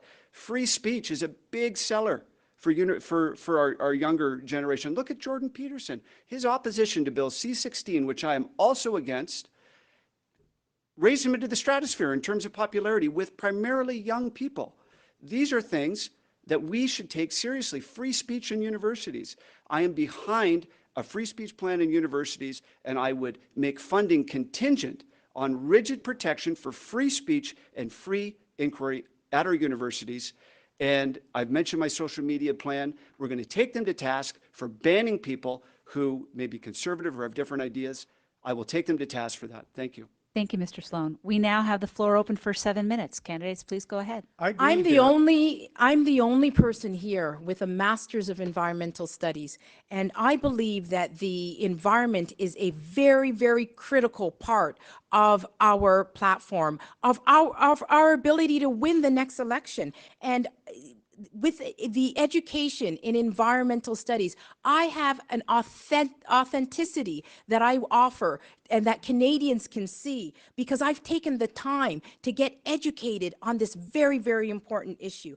I also have private sector business experience, and I realize that the anti-business policies that this government has pushed over the last 5 years, it is turning off a lot of business owners. We know that small and medium-sized businesses employ over 80% of the Canadian population. And so we need strong business policies that promote the businesses. I agree with what Mr. MacKay said about we're all here as parents for our children. And the environment is critical for our children and for voters. If we want to win in the suburbs of Canada next time, we have to have a real plan. I'm the only one that has a detailed real plan, and I will work and partner with the provinces like Premier Kenney, like Premier Ford. And it's been disappointing to see Mr. MacKay attack that. We need to collaborate. The provinces are closer to their own economies. We saw how the carbon tax was unconstitutional according to a court in Alberta. I've been against the carbon tax since I was elected. I worked for a private sector employer that is leaving Canada before I was in politics because of the carbon tax. There are no carbon prices for states that we compete against. So the Trudeau government has made us less competitive, particularly manufacturing here in Southern Ontario. So I'm totally against the carbon tax, but I will support provinces that have an approach to get emissions down by working with large emitters. Mr. MacKay has supported a large emitter program before. Now he doesn't. If we're not clear on the environment in the next election, being a serious issue, we're not going to be able to get the pipelines built. We're not going to be able to get projects built in the north, our mines. We're not going to be able to partner with Indigenous and Inuit communities to bring Canadian resources to market. The most ethical, highest standards of legal, environmental, and Indigenous engagement in the world. Canadian resources should be the standard for the free world. Mr. MacKay, would you like to respond? Mr. MacKay is going to respond. Thank you, Lisa. Well, look, my plan not only involves environmental stewardship, which I think we all agree on, but also a plan to create jobs. It speaks of replacing coal as a source of energy. We have provinces, including my own in Nova Scotia, that still burn coal, and yet we're bringing energy into Canada, which is completely counterintuitive. We need to be making investments in carbon sequestration. We need to achieve further advancements in technology, but how do we pay for it? We pay for it by the export of clean, highly regulated, competitively priced oil and gas products that we can refine in New Brunswick and not have to bring around the entire continent through the Panama Canal. We absolutely need to be able to transport our energy, including hydroelectricity, out of the province of Quebec. To do that, we have to have meaningful consultation with provinces, with the private sector, with the Indigenous people of this country, and we need to get it done. We need to replace our dependence on any type of foreign energy and use the natural resources that we have at our fingertips, at our availability, that will create jobs, that will drive our economy forward, that will get people back to work in a post-COVID-19 world. But look, there's only one person on this stage who's talking about, and I quote, forging a national industrial regulatory and pricing regime across the country. That's Mr. O'Toole. It's in his document. He's tried to now withdraw it. He's also talked about how we are subsidizing the energy industry. Mr. MacKay, you raised an issue, and I do have concerns about that, because the national regulatory pricing system, it does seem like it is a double tax. And in provinces like Alberta that is already paying a tax at the provincial level, this seems like an additional tax. I'm glad you asked that. I also have problems with your policy, because you have given a 100% capital cost allowance to the manufacturing sector. What about the oil and gas sector? Why haven't you given that same capital cost allowance to the oil and gas sector? Well, they are manufacturing, Dr. Lewis, and so of course they would be eligible as well. Mr. O'Toole, Dr. Lewis, I'm glad you've asked about this. My approach will respect provincial plans. I find it stunning that Mr. MacKay would suggest he would not support a plan put forward by Premier Kenney with respect to large emitters, or Premier Ford, where we're standing. That is exactly what you're suggesting, Mr. MacKay. I'm just going to jump in here. My approach to collaborate with provinces, they know their economies better than some bureaucrat in Ottawa. Except so for we need to through make Quebec sure without we consultation, have which no is what your federal plan carbon calls tax. for, Mr. Candidates, I'm going to Mr. emissions down. Sloan right now. Mr. Sloan. I'm And going then to back just to change Mr. the MacKay. direction briefly here. We only have a couple minutes left. I just wanted to say we have to also address certain things that happen within the party as well. And, you know, one thing that I believe sends people away, especially young people from the party, is when they feel that somehow the game is fixed. And I believe that our party is more open and fair and free than any of the other parties that exist right now. But I just want to say that I am 100% in favor of open and fair nominations. I won't be disqualifying anybody. I won't be putting any of my best buddies or my cronies in positions.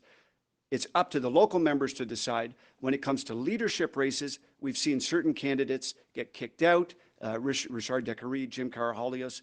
I'm against that. I believe it's up to the members to decide, and all of us here should be in favor of that. And I've heard, you know, different rumors about different people, and I don't know, Mr. MacKay, could you answer me on this? Will you allow for open and free nominations in the nomination process? Our party has a long tradition of respecting the democratic will of the membership. That's why we have these conventions. That's why we have these leadership debates. That's why we are the party that people turn to in times of crisis. And yes, we want to have open nominations. Yes, we, as a leader, I would give the money back to our riding associations so they can be more competitive. We can win more seats in this country. We can turn to the grassroots of this party and empower them. That has somehow slipped away in recent years. We have to get back to empowering the membership to make those decisions. When we are able to select good, strong local candidates, that's when we win those seats. That's what will allow us to form the government, to replace Justin Trudeau, and I know that that's something we all agree on in this stage. We need to be a party that absolutely embraces democracy and doesn't admire the basic dictatorship of China. Respect the whole movement, Thank you Mr. MacKay. very much, candidates. That concludes question 10. So the bonus question that I had mentioned earlier is this. On July 1st, the Canada-US-Mexico Free Trade Agreement comes into force. There's $2 billion a day that crosses our border, and that makes the United States Canada's most important trade partner. How would you work with this U.S. administration and the next U.S. administration? And we are starting with Mr. O'Toole. 2 minutes. Thank you very much. An important question because the Trudeau government got the new NAFTA negotiations wrong. We all remember when the Trudeau government suggested they would be open to reopening NAFTA when the new U.S. administration was really looking at concerns with Mexico. They then put forward the so-called progressive agenda, where Mr. Trudeau put his election platform, things like climate change, reconciliation, into trade negotiations with the U.S., even though those topics would never form part of a negotiation. Mexico took the negotiations seriously and got better results. Here's why. This new deal hurts the Kitimat refining aluminum in BC and in the Saguenay because it's allowing Mexico to bring in trans-shipped aluminum. And with more auto parts being built with aluminum, this is going to help Mexico and hurt Canada both from a steel and aluminum standpoint and an auto parts, jobs in Ontario. This was a huge failure of the Trudeau government, and it needs to be addressed. I've raised some of it in the House before. When I went down to Washington and helped get the tariffs removed, the steel and aluminum, I met with a U.S. Congressman, Dan Crenshaw, Navy SEAL who had lost his eye serving overseas. We made a connection because we had both served with our respected countries' militaries. That's how I started forging relations on Capitol Hill, based on our shared security, our shared interest, our shared history. That's why I've suggested that we get into the ballistic missile program and make sure that NORAD, our national security alliance with the U.S., means that we take security, trade, and foreign relations in step so that we can reform World Trade Organization measures, reform institutions that are being gamed against us. So the new NAFTA, we're going to have to fix a lot of the huge mistakes of the Trudeau government, particularly for working families in steel, auto, and aluminum. Thank you, Mr. O'Toole. Mr. MacKay, 90 seconds. Oh, Thank sorry, you. Mr. MacKay, 2 minutes.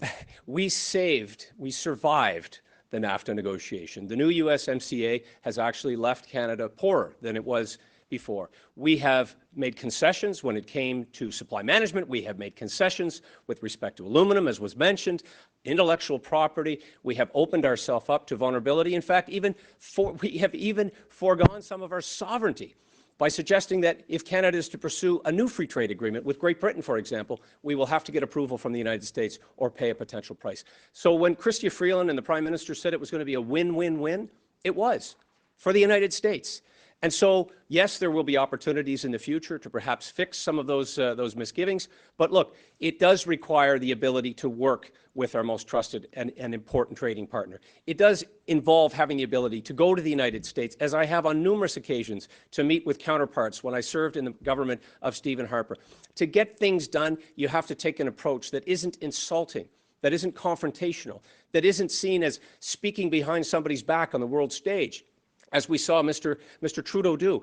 Those type of behaviors don't advance Canada's interests. We need to talk about what matters to the Americans. Yes, it's North American security. We should talk to them about a North American approach to protecting our environment and lowering greenhouse gas emissions. We need to take that constructive, conservative approach to get things done. And being constructive means working with everyone, reaching out across the aisle. I was happy to help Mr. O'Toole get some of those meetings and try to help secure meetings when he was there because I believed in what he was doing. We have to believe in one another as a party and as a government to get the best results for Canadians.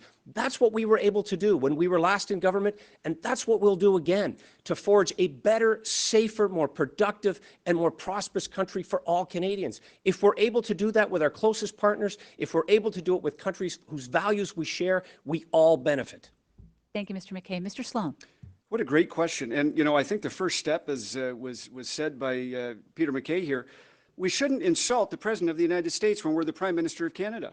And, you know, we saw Justin Trudeau act like an absolute child when dealing with a very shrewd and capable negotiator. And now, I mean, with the United States on our side, there is nothing we can't accomplish. Do you think if the United States really wanted to help us out with getting the two Michaels home, they couldn't make it happen? Donald Trump will not lift a finger to help Justin Trudeau because of what he's done.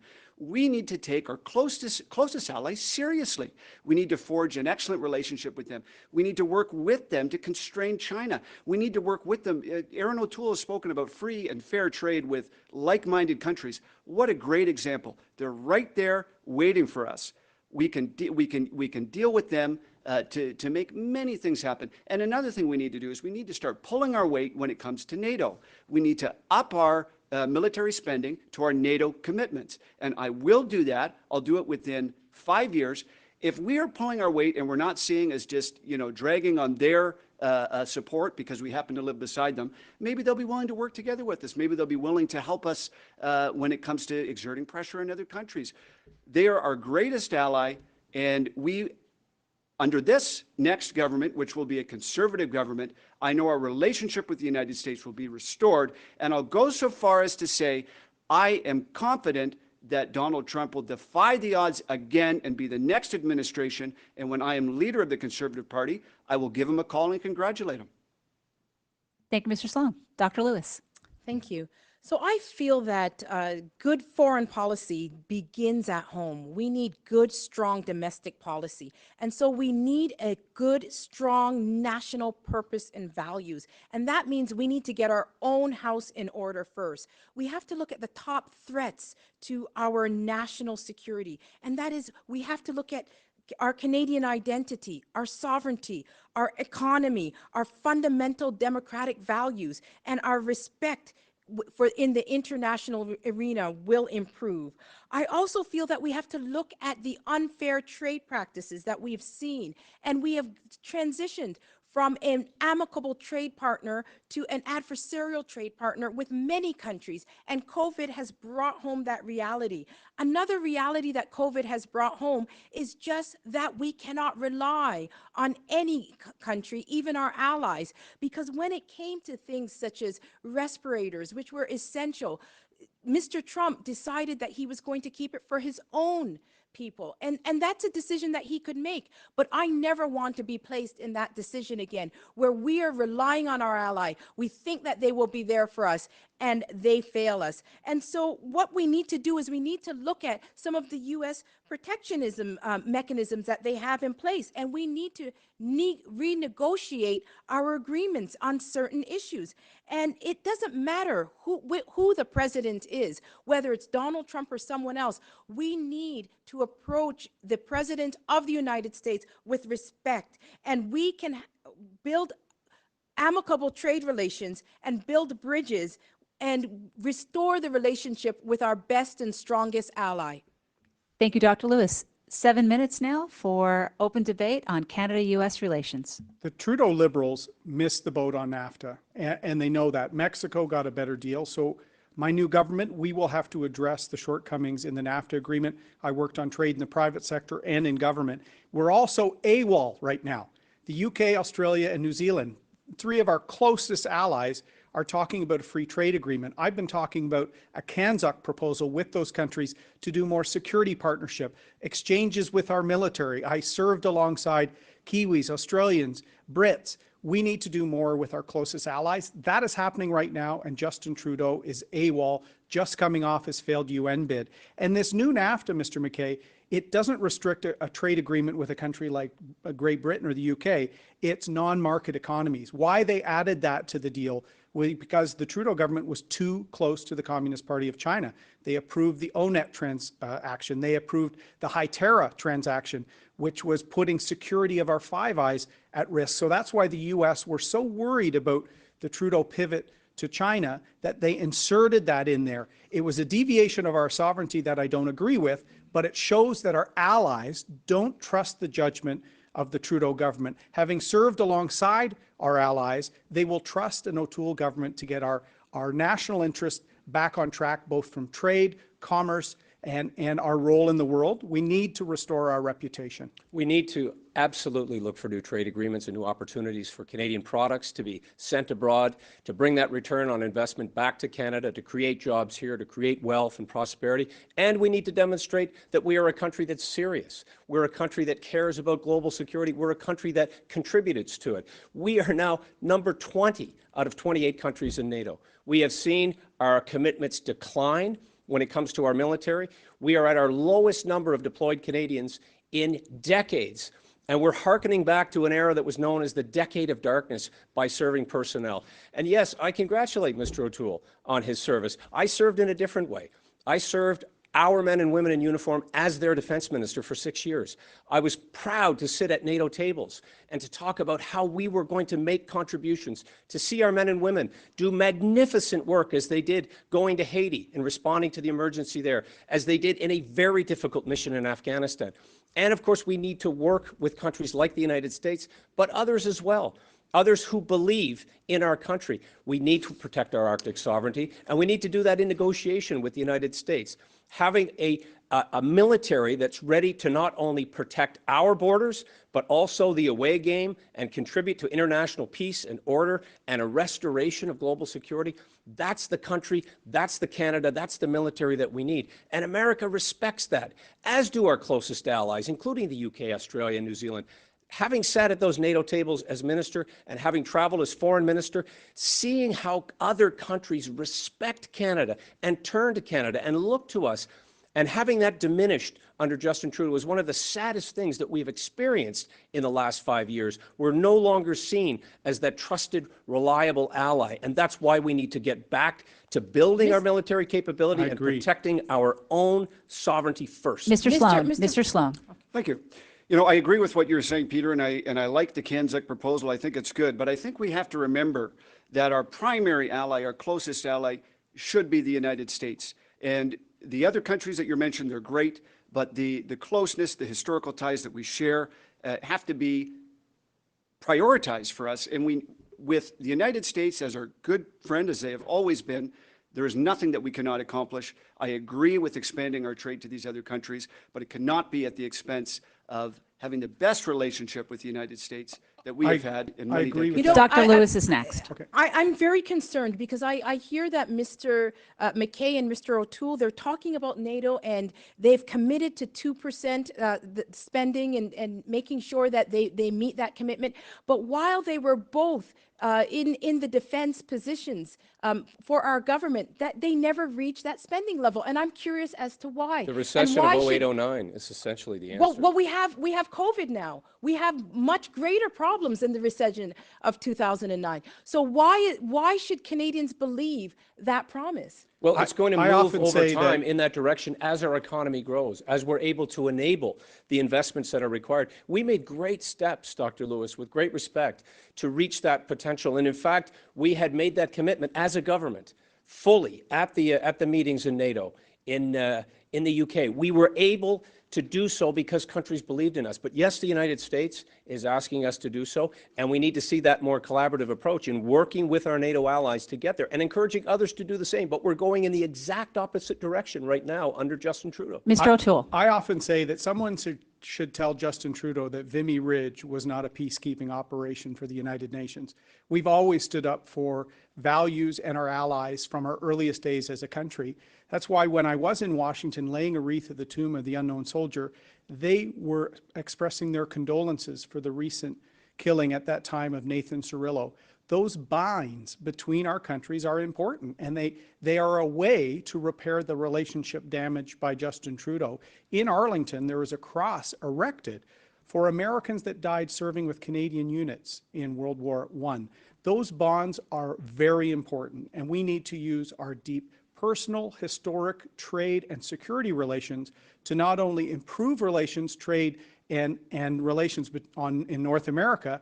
We need to do this around the world to realign trade and other institutions that have been gamed by bad actors, as I said, and make sure that the free countries of the world set the rules of the game. We don't let bad actors. I'm really concerned about you opening up the TPP to have discussions with Australia and New Zealand. I'm concerned about that on our supply management chain.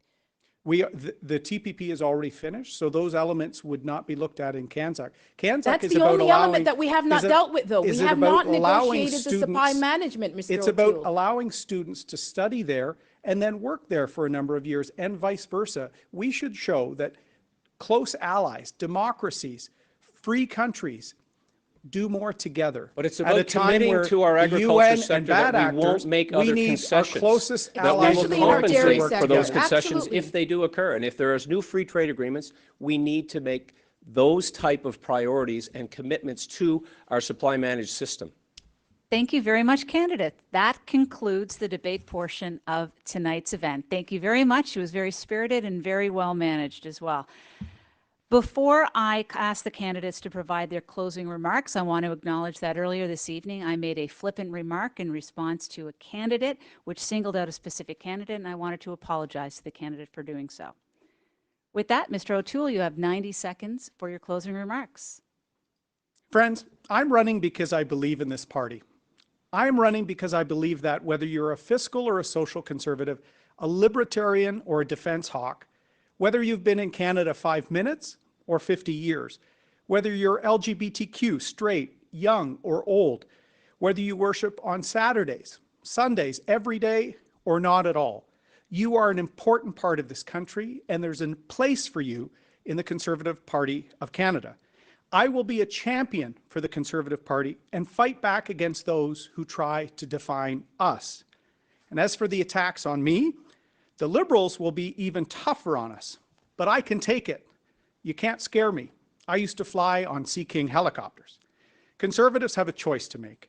Either you believe that we can score on an empty net by acting more like Liberals, or you believe, like I do, that we can win when we unite every kind of conservative. We will win when we boldly confront the Liberals and offer a positive, principled, conservative alternative for our country. I'm asking for your support and for your help. I need your vote to take on and beat Justin Trudeau so we can get our country back on track and deliver a Canada built on liberty, respect, and opportunity. I'm Erin O'Toole, and I'm running to be the Prime Minister. Mr. MacKay, 90 seconds for your close. We are a great party that has done much of the heavy lifting over Canada's history. And today there is much to do to overcome COVID-19. When I co-founded the Conservative Party of Canada, we had lost 3 elections. We needed to be strong and united to win, and we did. I won 6 elections and served in cabinet for almost 10 years, where we built a stronger, safer, and more prosperous Canada, where the rule of law was protected, a government that responded to a global recession and returned the books to balance.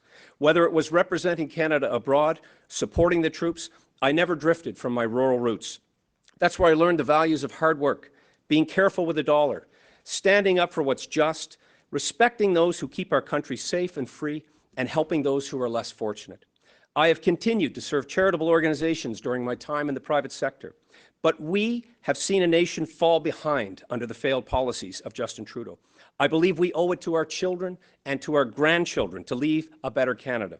And this happens when Conservatives unite and offer Canadians hope and a plan for the future, and we win together. I encourage you to visit my website, petermackay.ca, to read more about my vision, including the 8-point jobs plan for Canada.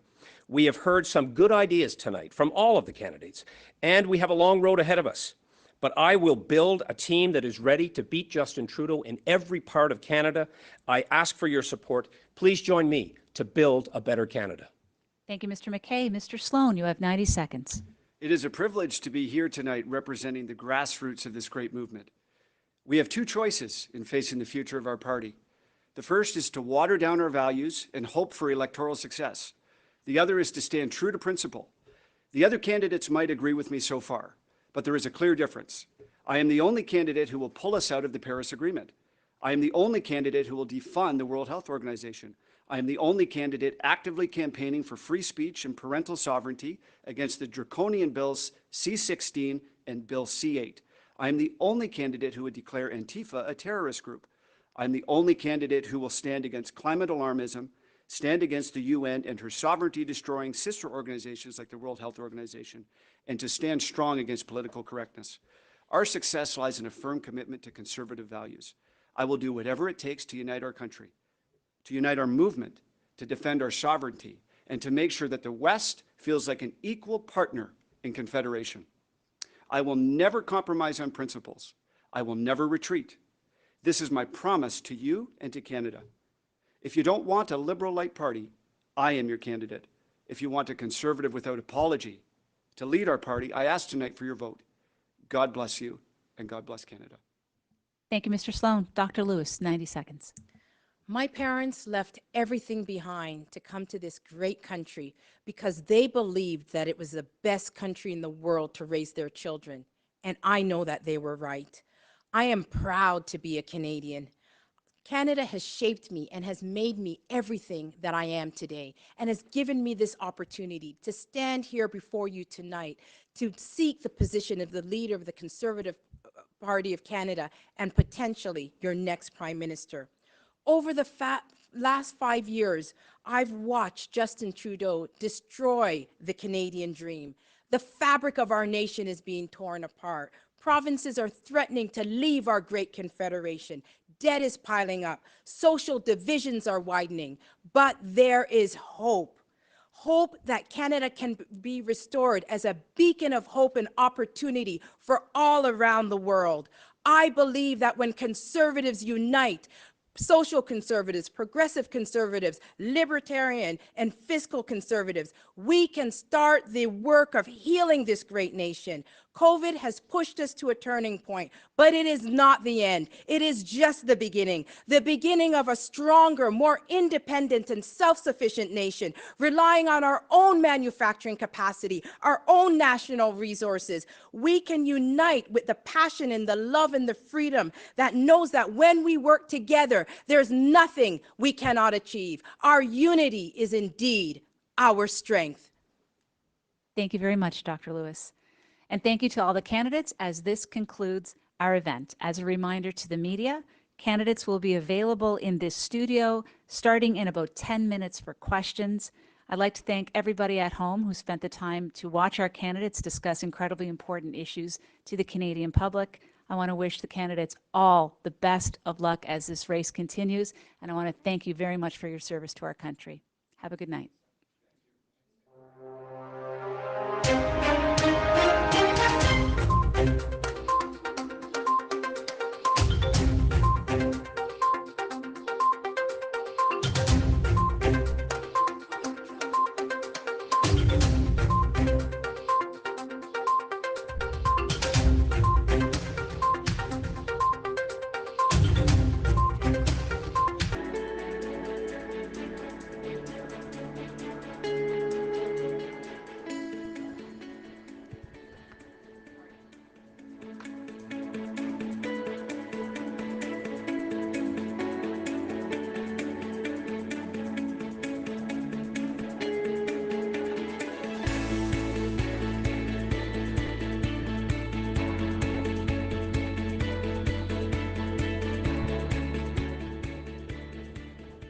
Okay, we'll get started with our post-debate press conference. First up, we have Erin O'Toole. Operator, can you send through the first caller? Certainly. First question will be from Nico Johnson at the Post Millennial. Please go ahead. Am I ready to go? Hi, yeah, I can hear you. Perfect. Hi, Erin. So in 2017, you ran on a fairly moderate platform. Now, in 2020, you're running as a candidate to the right of Peter MacKay. So I'm wondering what has changed in those 3 years to change your position. My position hasn't changed, but the country has changed. We're more divided. We're weaker. There's less opportunity for my kids' generation. We have less respect on the world stage. That was shown in spades just yesterday. So I'm more passionate to make sure we win this next election. And that's why the message we're providing is resonating with our members from coast to coast. Right. And you've obviously won 3 times in the GTA, as you said throughout the debate tonight. Now, what do the Conservatives need to do in order to convert those votes to the Conservative Party? We have to grow suburban and urban voters. That's what I've been saying consistently. We're going to do that by reaching out and connecting them on our values, particularly parts of the GTA like Mississauga, Brampton. There's a lot of small business owners, first or second generation Canadian. They've been actually attacked by Trudeau with the small business tax changes, left out of the COVID response.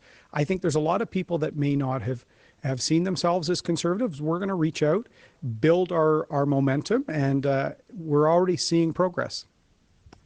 Thank you. We'll go to the floor. Whoever wants to go first. Okay.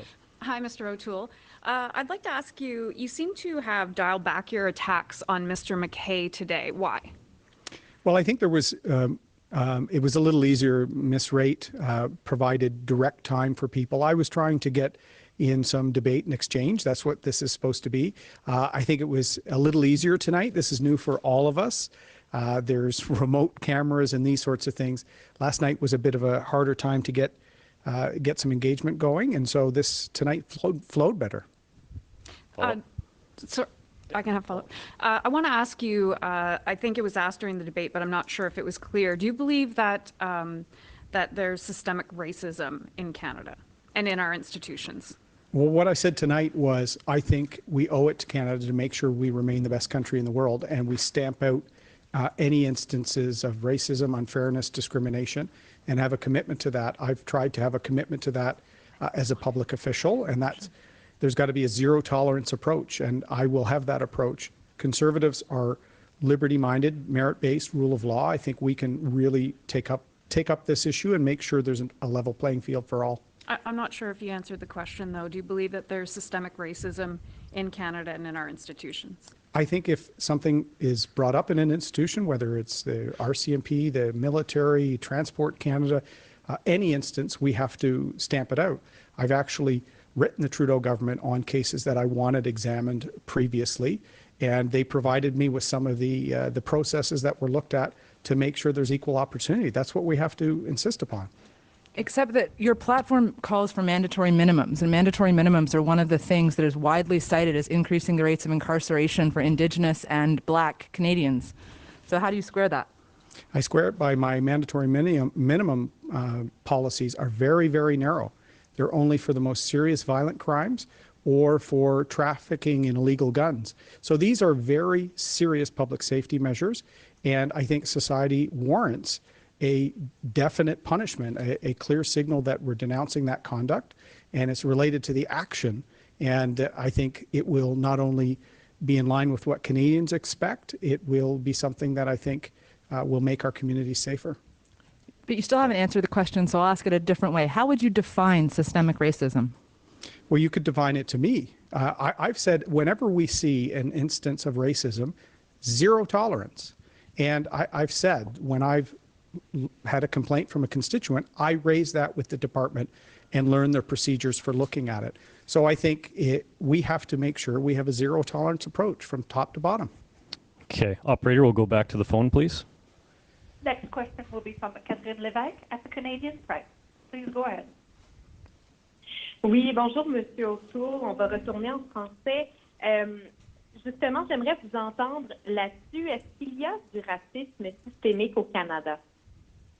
Comme j'ai dit en anglais, on doit travailler plus fort d'avoir l'opportunité pour tout et une tolérance zéro pour le racisme au Canada.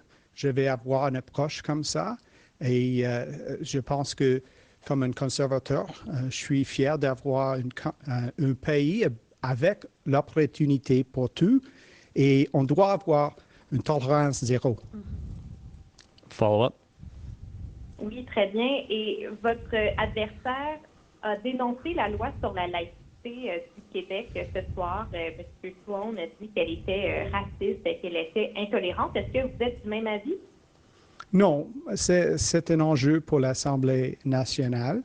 J'ai des inquiétudes parce que j'ai servi à côté de les Canadiens et Canadiens avec toutes les races, toutes les cultures. Mais c'est un enjeu pour l'Assemblée nationale. C'est la juridiction de la province et je vais respecter leurs décisions. Operator, we'll go to the next question, please. Next question will be from Andrew Lawton at True North. Please go ahead. Good evening, Mr. O'Toole. In your platform, you've promised to cut funding to CBC's digital and news properties and eventually privatizing. More broadly, do you think there's an anti-conservative bias problem in CBC or even in mainstream media more broadly? Well, I think we have to get our message out better, and I want to make sure we do that as a party. I won't speak to what I perceive. Sometimes I don't feel we get a fair shake, I'll be honest with you. But I think it's also time for us to modernize a state-owned broadcaster in an age where there's apps, even the GEM app themselves. We don't need a crown agency competing with shrinking private sector dollars for advertising. So the public interest mandates for radio and linguistic services are critical. They're public interest. But for English television and for digital, they're competing with the private sector, and I think we need to minimize that. Follow-up? Shifting to the carbon tax, you've been very clear you want to repeal the federal carbon tax and not force one on provinces. What about in a reverse situation? Suppose that you're the Prime Minister, there's a Conservative government federally, but a province wants to put forward a provincial carbon tax. Would you allow that? We have to respect provincial jurisdiction if it's going to lower emissions. They're actually closer to their own economy than Ottawa is, and we saw that from the carbon tax challenge in Alberta courts. So I will respect provincial jurisdiction, and then federally, where we can come up with better regulations for transportation, make it more efficient, lower emissions, where we can partner with nuclear energy and carbon capture sequestration, pipelines for LNG. There's a lot of things we can do on top of what the provinces are doing. But an Ottawa knows best approach is an approach for the Liberals. I'm a bit surprised that Mr. MacKay is shocked that I'm going to respect what Premier Kenney or Premier Ford decides to do in their jurisdiction. Okay, we'll take final question on the floor. I just want to clarify to make sure I'm accurate when I say this. When I ask if you believe there's systemic racism in Canada and in our institutions, I get the feeling the answer is no. There is racism in Canada, and we have to have a commitment to stamp it out. What we have to do now is come up with making sure there's measures that oversees the entire process. As I said, I've actually raised this issue as an MP on behalf of a constituent and asked the government about the process to ensure that there's opportunity for all, there's no limitations on advancement, and as I said, a zero tolerance approach. I think that's the way to approach it. And as Conservatives, I think it's part of our values, and so I'm committed to stamping it out. What about in the RCMP? That's something that's being examined right now, and I think the Commissioner is coming up with her proposal to look at what programs are in place now and what they need to do to make sure that there's public confidence in that important institution. I have confidence in the men and women that step forward to serve our country. That's a challenging job. No one is more upset by the terrible video from the United States than many of the law enforcement people I talk to. So we need to make sure that we work with them to have a zero tolerance approach. Okay, thank you, Mr. O'Toole. Operator, can you clear queue and re-queue, and we'll bring in the next candidate.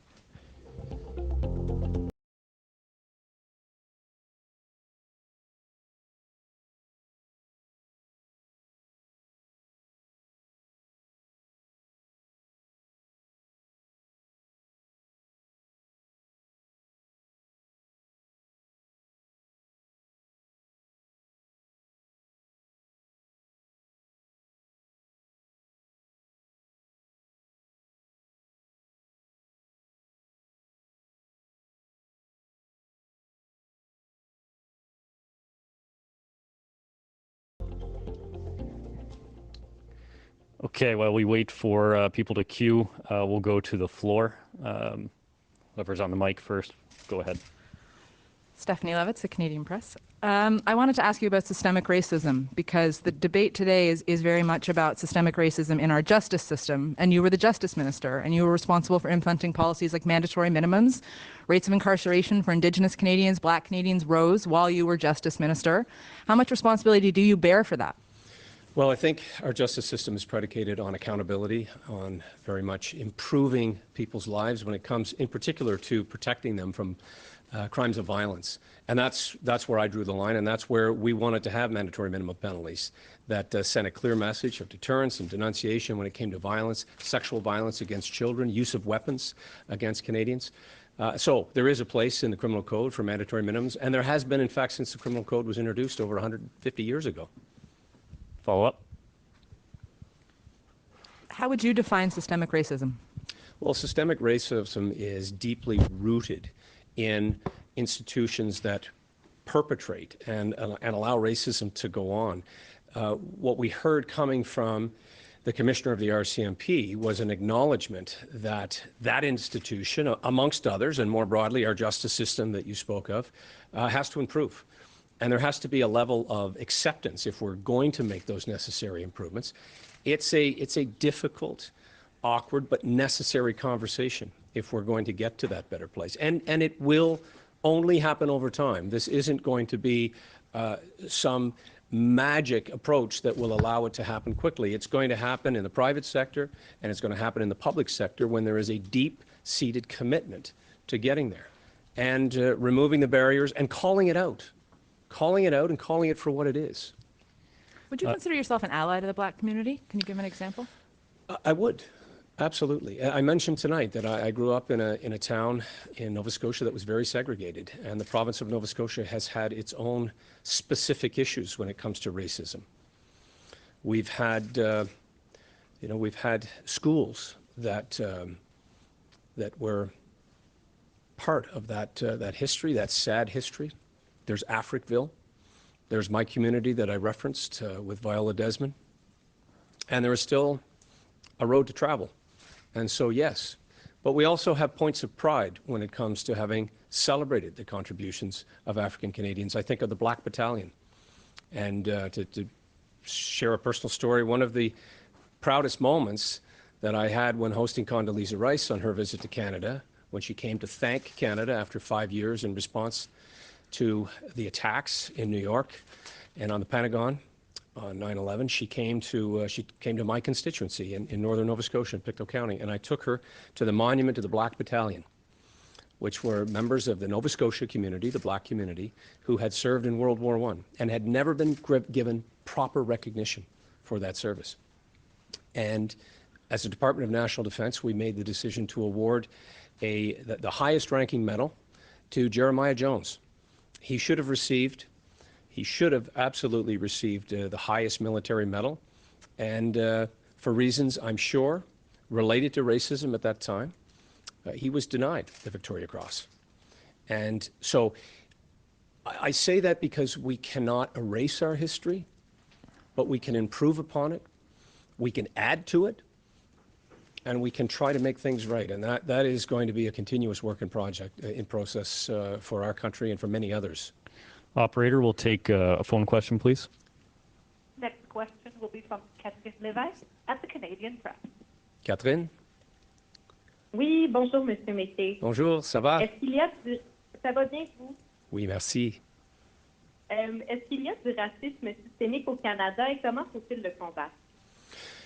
Malheureusement, je crois que oui, il y a des racismes systémiques et c'est nécessaire pour tout le monde, tous les Canadiens et Canadiennes, de prendre une approche pour trouver les solutions dans nos institutions, dans notre système de justice, certainement, et dans le secteur privé. C'est un effort collectif nécessaire à l'avenir. Et nous sommes, toutes les personnes dans notre parti, absolument doivent un effort vrai, un effort qui reconnaît la taille de cet enjeu et cet aussi un enjeu qui a besoin d'un effort à tout le monde dans notre pays.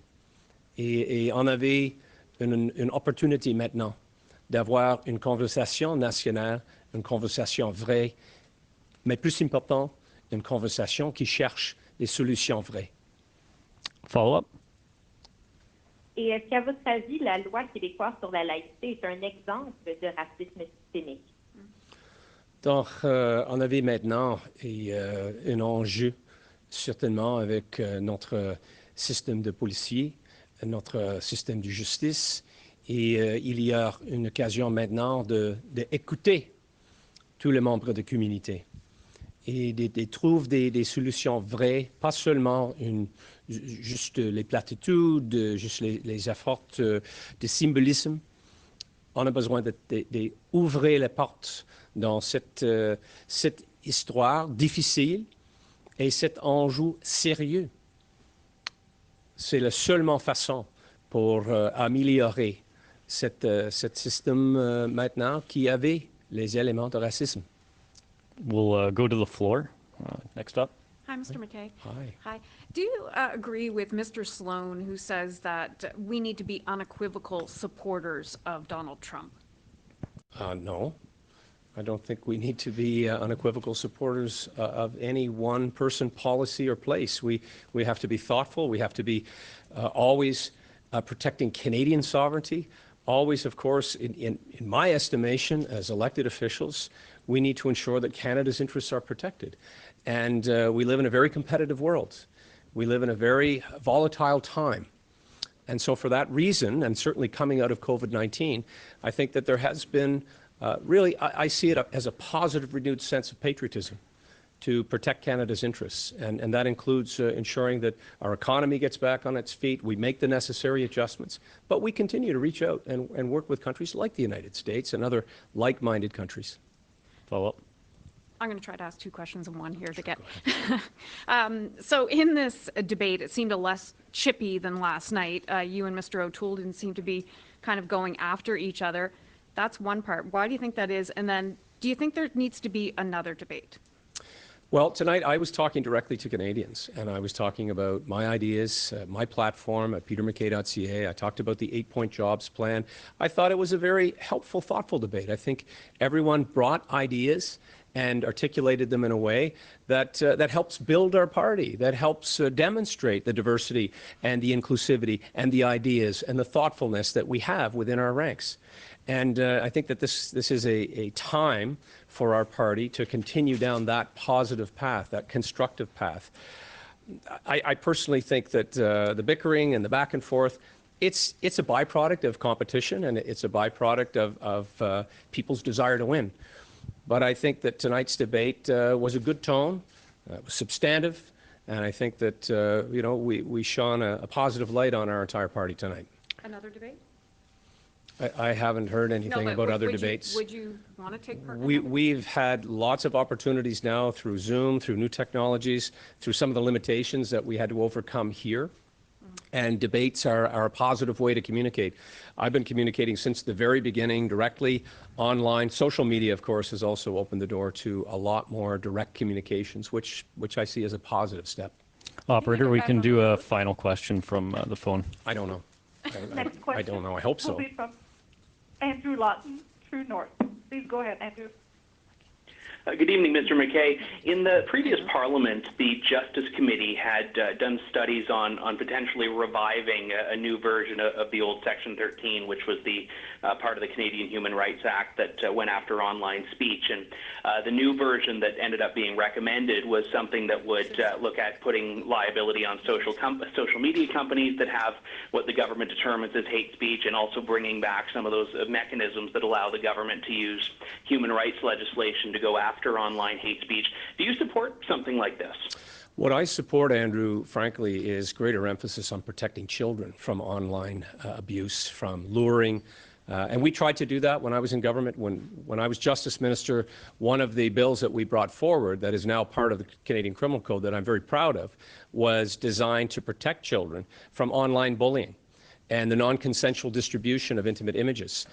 That type of legislation, when it's used to protect rather than to be pernicious or to limit free speech, I do support that type of legislation. This bill that you're talking about, I have not seen the details of it, but in general terms, I'm not for punishing people's thoughts or expressions or putting limitations on their speech.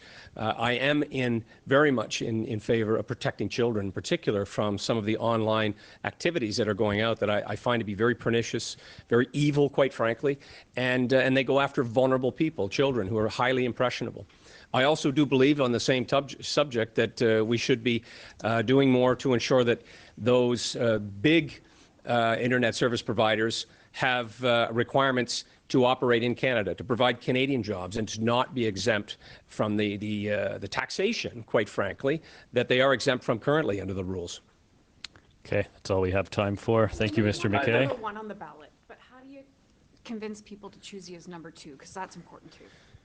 Well, as I said, I've been talking to Canadians, and I think that what you're seeing here today, I wouldn't call it a clash of ideas and ideals. I think it has been very much a conservative debate, a thoughtful debate. And so I'm reaching out to all of the voters, all of the conservative members of our party, the prospective voters, and I'll continue to do that. Look, this contest still has a long way to go. The vote doesn't happen until really we don't get into that, and probably until July, and the ballots will be counted August 21st. So I intend to continue to campaign throughout that time. Hopefully things will open up and we'll be back into what's described as a more traditional campaign, and we're going to continue to push out ideas and policies on our platform, as we did today, on environment, on defense, on security. You're going to see a continuous effort to connect with solutions, ideas, thoughts that appeal to Canadians, not just Conservatives. Okay, thank you, Mr. MacKay. Operator, can you reset the queue, and we'll have questioners re-queue again, and the next candidate will come in a second.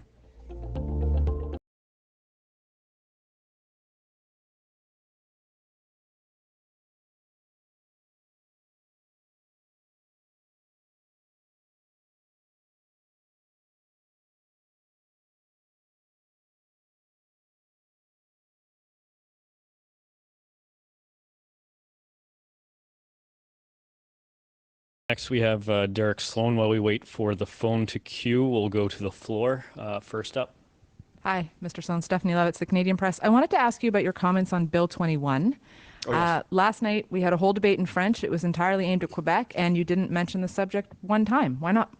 Well, it was actually in my notes to mention, but the topic didn't come up.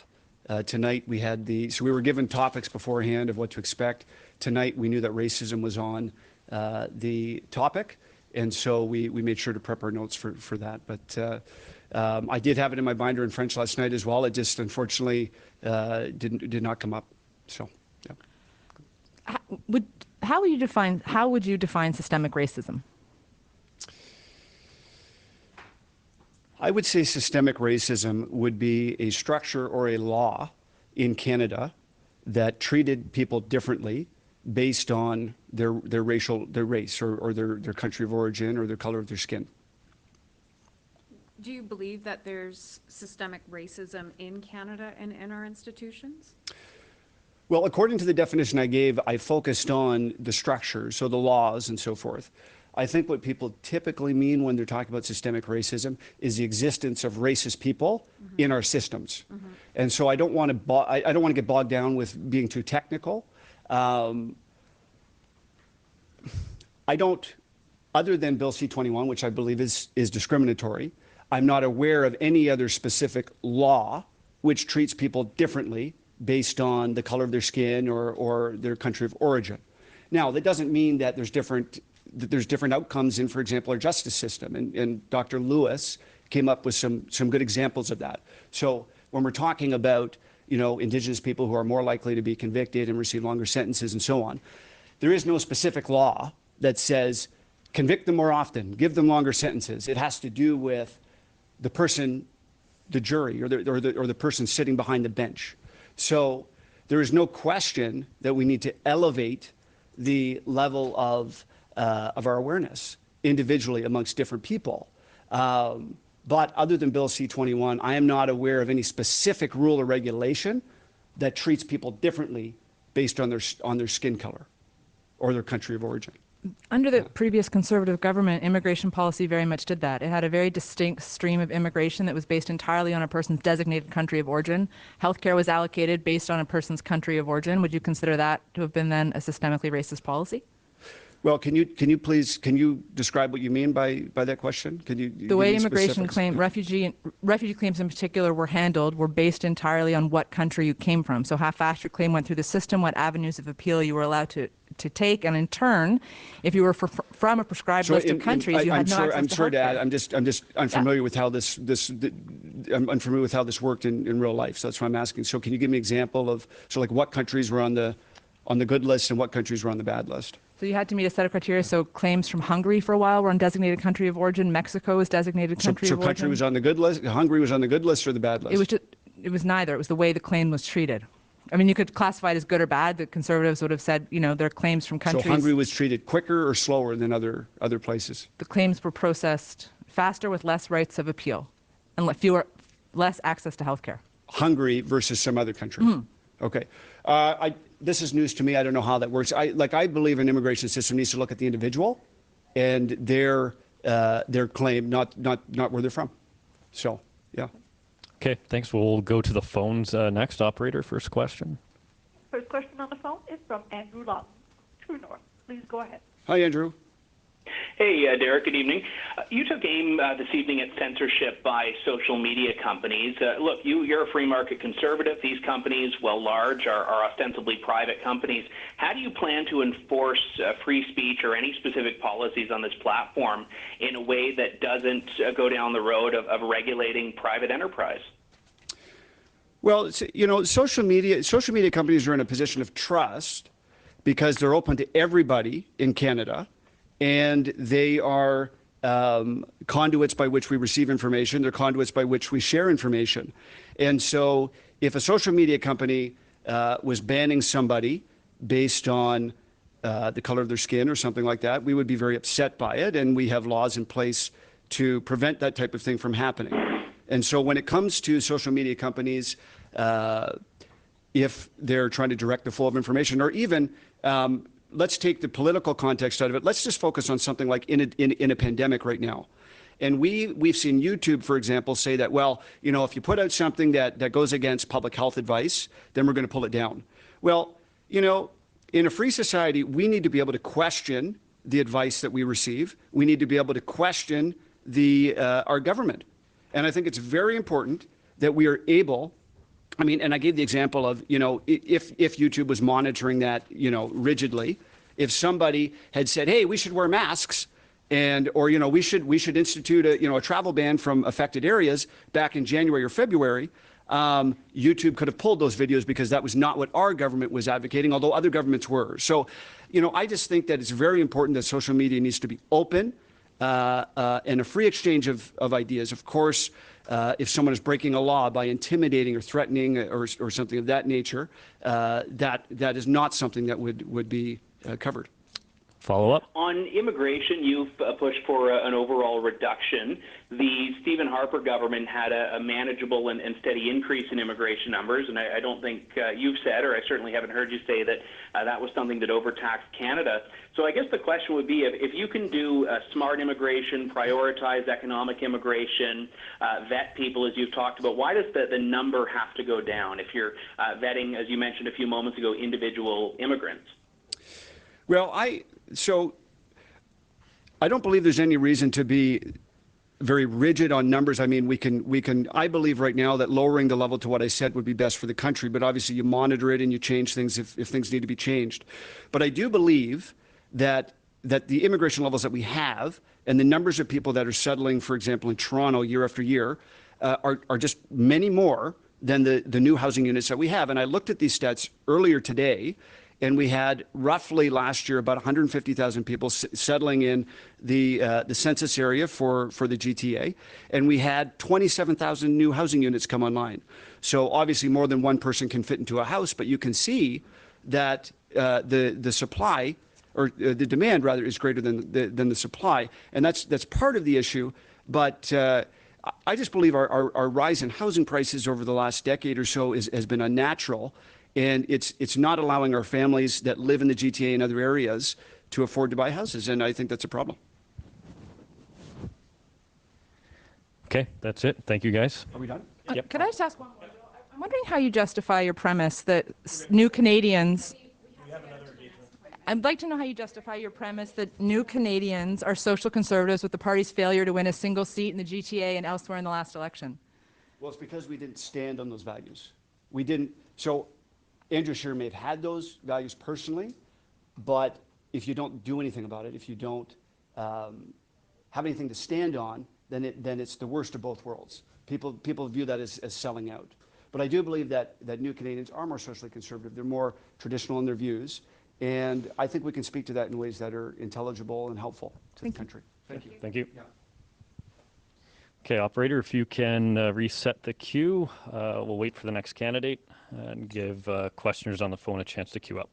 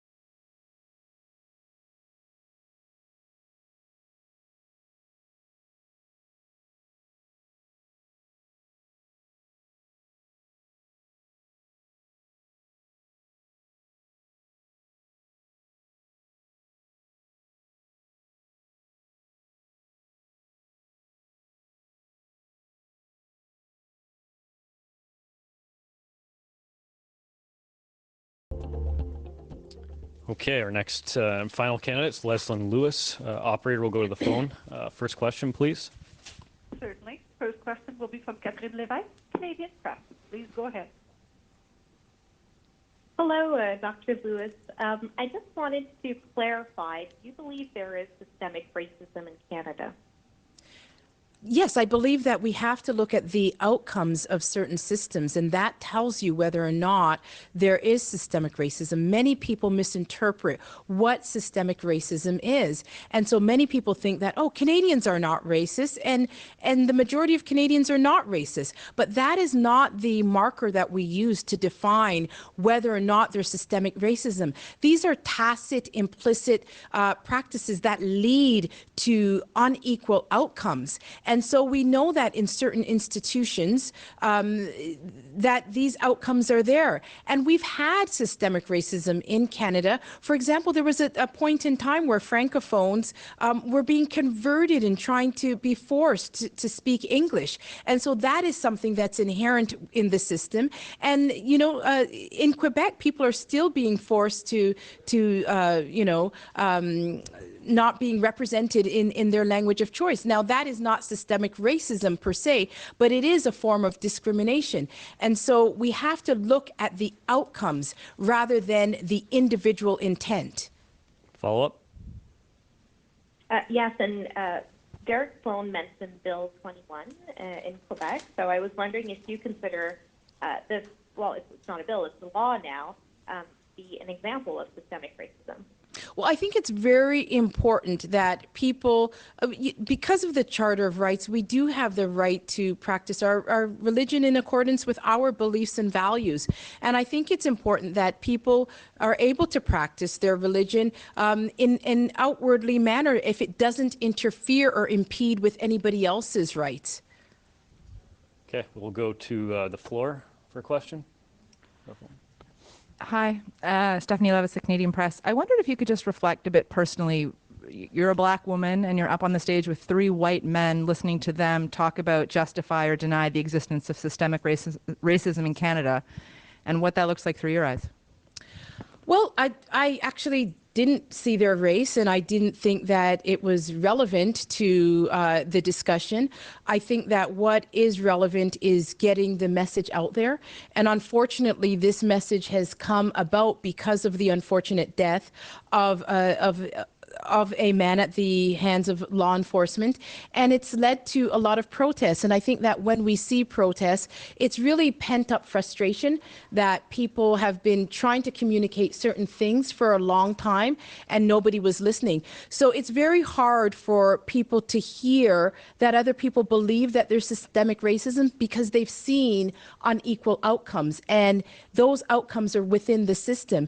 And so for the average Canadian feels very hurt because they know that they themselves aren't racist, and so they become defensive and they start to say, no, there is no systemic racism, because they're not interpreting the proper definition of what systemic racism is. They believe that there has to be some nefarious and malicious intent on behalf of the person, and that doesn't have to happen. We could just have systems in place that lead to peculiar and unbiased and biased outcomes. And it's up to us as Canadians and as conservatives who we believe in equality of opportunity. It's up to us to say, okay, if people are asserting this, then let's look at it and see if we can make our systems better, because we live in the greatest country in the world, but I think we still have an obligation to make it better. Follow up. You said during the debate that what was required sort of to end systemic racism was to aim for the equality of outcomes. Is that what you meant, that you think everyone should have the equal outcome? No, not at all. I'm talking about the quality of outcome in the system. So, for example, if a Indigenous person is charged with an offense or commits an offense and a white person commits the same offense, both of them should be charged. But if one person is charged over the other, then that's the outcome that I'm talking about. As a conservative, I believe in personal responsibility. I believe that people can change their futures. I do not believe in a complete control by the system. I believe that individuals have the ability to, as free agents, to impact on systems and to change. And even when systems are skewed and they're disadvantaged, perseverance and hard work could still have you push through. So I do believe in personal responsibility, but that doesn't absolve the fact that if we have imperfect systems, that we as a society have to work towards improving them. Okay. Operator, we'll go back to the phones, please. Next question. Next question will be from David Menzies at Rebel News. Please go ahead. Yes, hello, ma'am. My question pertains to freedom of speech and freedom of the press. Namely, as the leader of the Conservative Party or even Prime Minister, would you allow all journalists into press conferences, and would you also ensure that bureaucratic entities such as the Commissioner of Canada Elections would not go after authors who write books critical of the government? Absolutely, unequivocally. I think that is one of the foundations of our democracy, is to have a free press. And I set an example of that because my very first interview was with Rebel Media, and that was for a particular purpose, because I know that they had not been very active in interviewing people in the party. And so I wanted to just to open the door and to let people understand that I believe in free press. And, you know, sometimes the press is not always, you know, nice to us, but it is their right. It's a part of our freedom of expression, and it's a cornerstone of a free society. Follow up? Yeah, and Ms. Lewis, I'm also curious on the firearms file. We just recently witnessed a staggering gun grab by the Trudeau Liberals in which some 1,500 firearms will be made illegal in the next 2 years. This was done as an order in council, and it has offended many Conservatives who are law-abiding gun owners. Would you reverse this move if you were indeed to become Prime Minister? Well, I think the most important part of firearms legislation is to make sure that it adheres and upholds public safety. And law-abiding owners, firearms owners, are some of the most diligent individuals. They take licensing, and they make sure they have their firearms are stored in proper places. And so it's the regulation that came in force. I believe that it should have been actually debated, and so it should have gone through legislation, and then we would have not had some of the misinformation. Law-abiding firearms owners are not what I fear. I fear criminals, and so I want to see tougher laws, especially aimed at criminals and gangs and getting kids, not involved in illicit activity. And I think that that's where the focus should be on, and so I would repeal that ban. Okay, we'll do a last question here on the floor, please. Just a quick question about the tone of the debates last night as opposed to tonight. Overall, do you think there's a big difference from yesterday to today? Well, absolutely. I feel that there was a difference in the tone of the debates. I feel that, there was more participation tonight of all the candidates. And, I had an opportunity to say a lot more because I was speaking in my native tongue, English, and, it wasn't just having a few hours of French lessons. And so last night was a very different night for me. And tonight I'm happy with my performance, and I think that everybody did well and treated each other with a lot of respect tonight. I noticed quite a few times that we saw Mr. O'Toole and Mr. MacKay say, "Oh, I agree with Ms. Lewis." Did you feel like they were trying to lure your... No, I thought I just made some very substantial and good points, and that they were, in agreement with them because the points were landing. I think just as a flip side to that, I also noticed that during the debate, you made a point of challenging them on some of their policies. And yes, absolutely. I think that's what the purpose of a debate is. There were issues that I felt that the voter base needs to hear, and that I was very concerned about certain issues that they had, and I wanted to give them an opportunity to publicly clarify them, because I've had a lot of emails about those two issues that I raised. Even last night, I asked one question in the French debate, and that was just about conscience rights, and that's because a lot of my supporters were asking me about this issue about Mr. MacKay. And so it was done, clearly just to clarify information so that my voters, my supporters, have an understanding of where these two individuals stand on those issues. Okay, thank you, Dr. Lewis. Did you get from, what do you understand the conscience rights now? Well, I didn't. I actually received further emails saying that it wasn't clarified, that they thought it was just MPs and they wanted to know about cabinet ministers. And unfortunately, I didn't have that opportunity to seek that clarification again tonight, which I would have done, because the voters are asking about it. It's very, very important issue to them. Okay, thank you, Dr. Lewis. Okay, thank you. Thank you.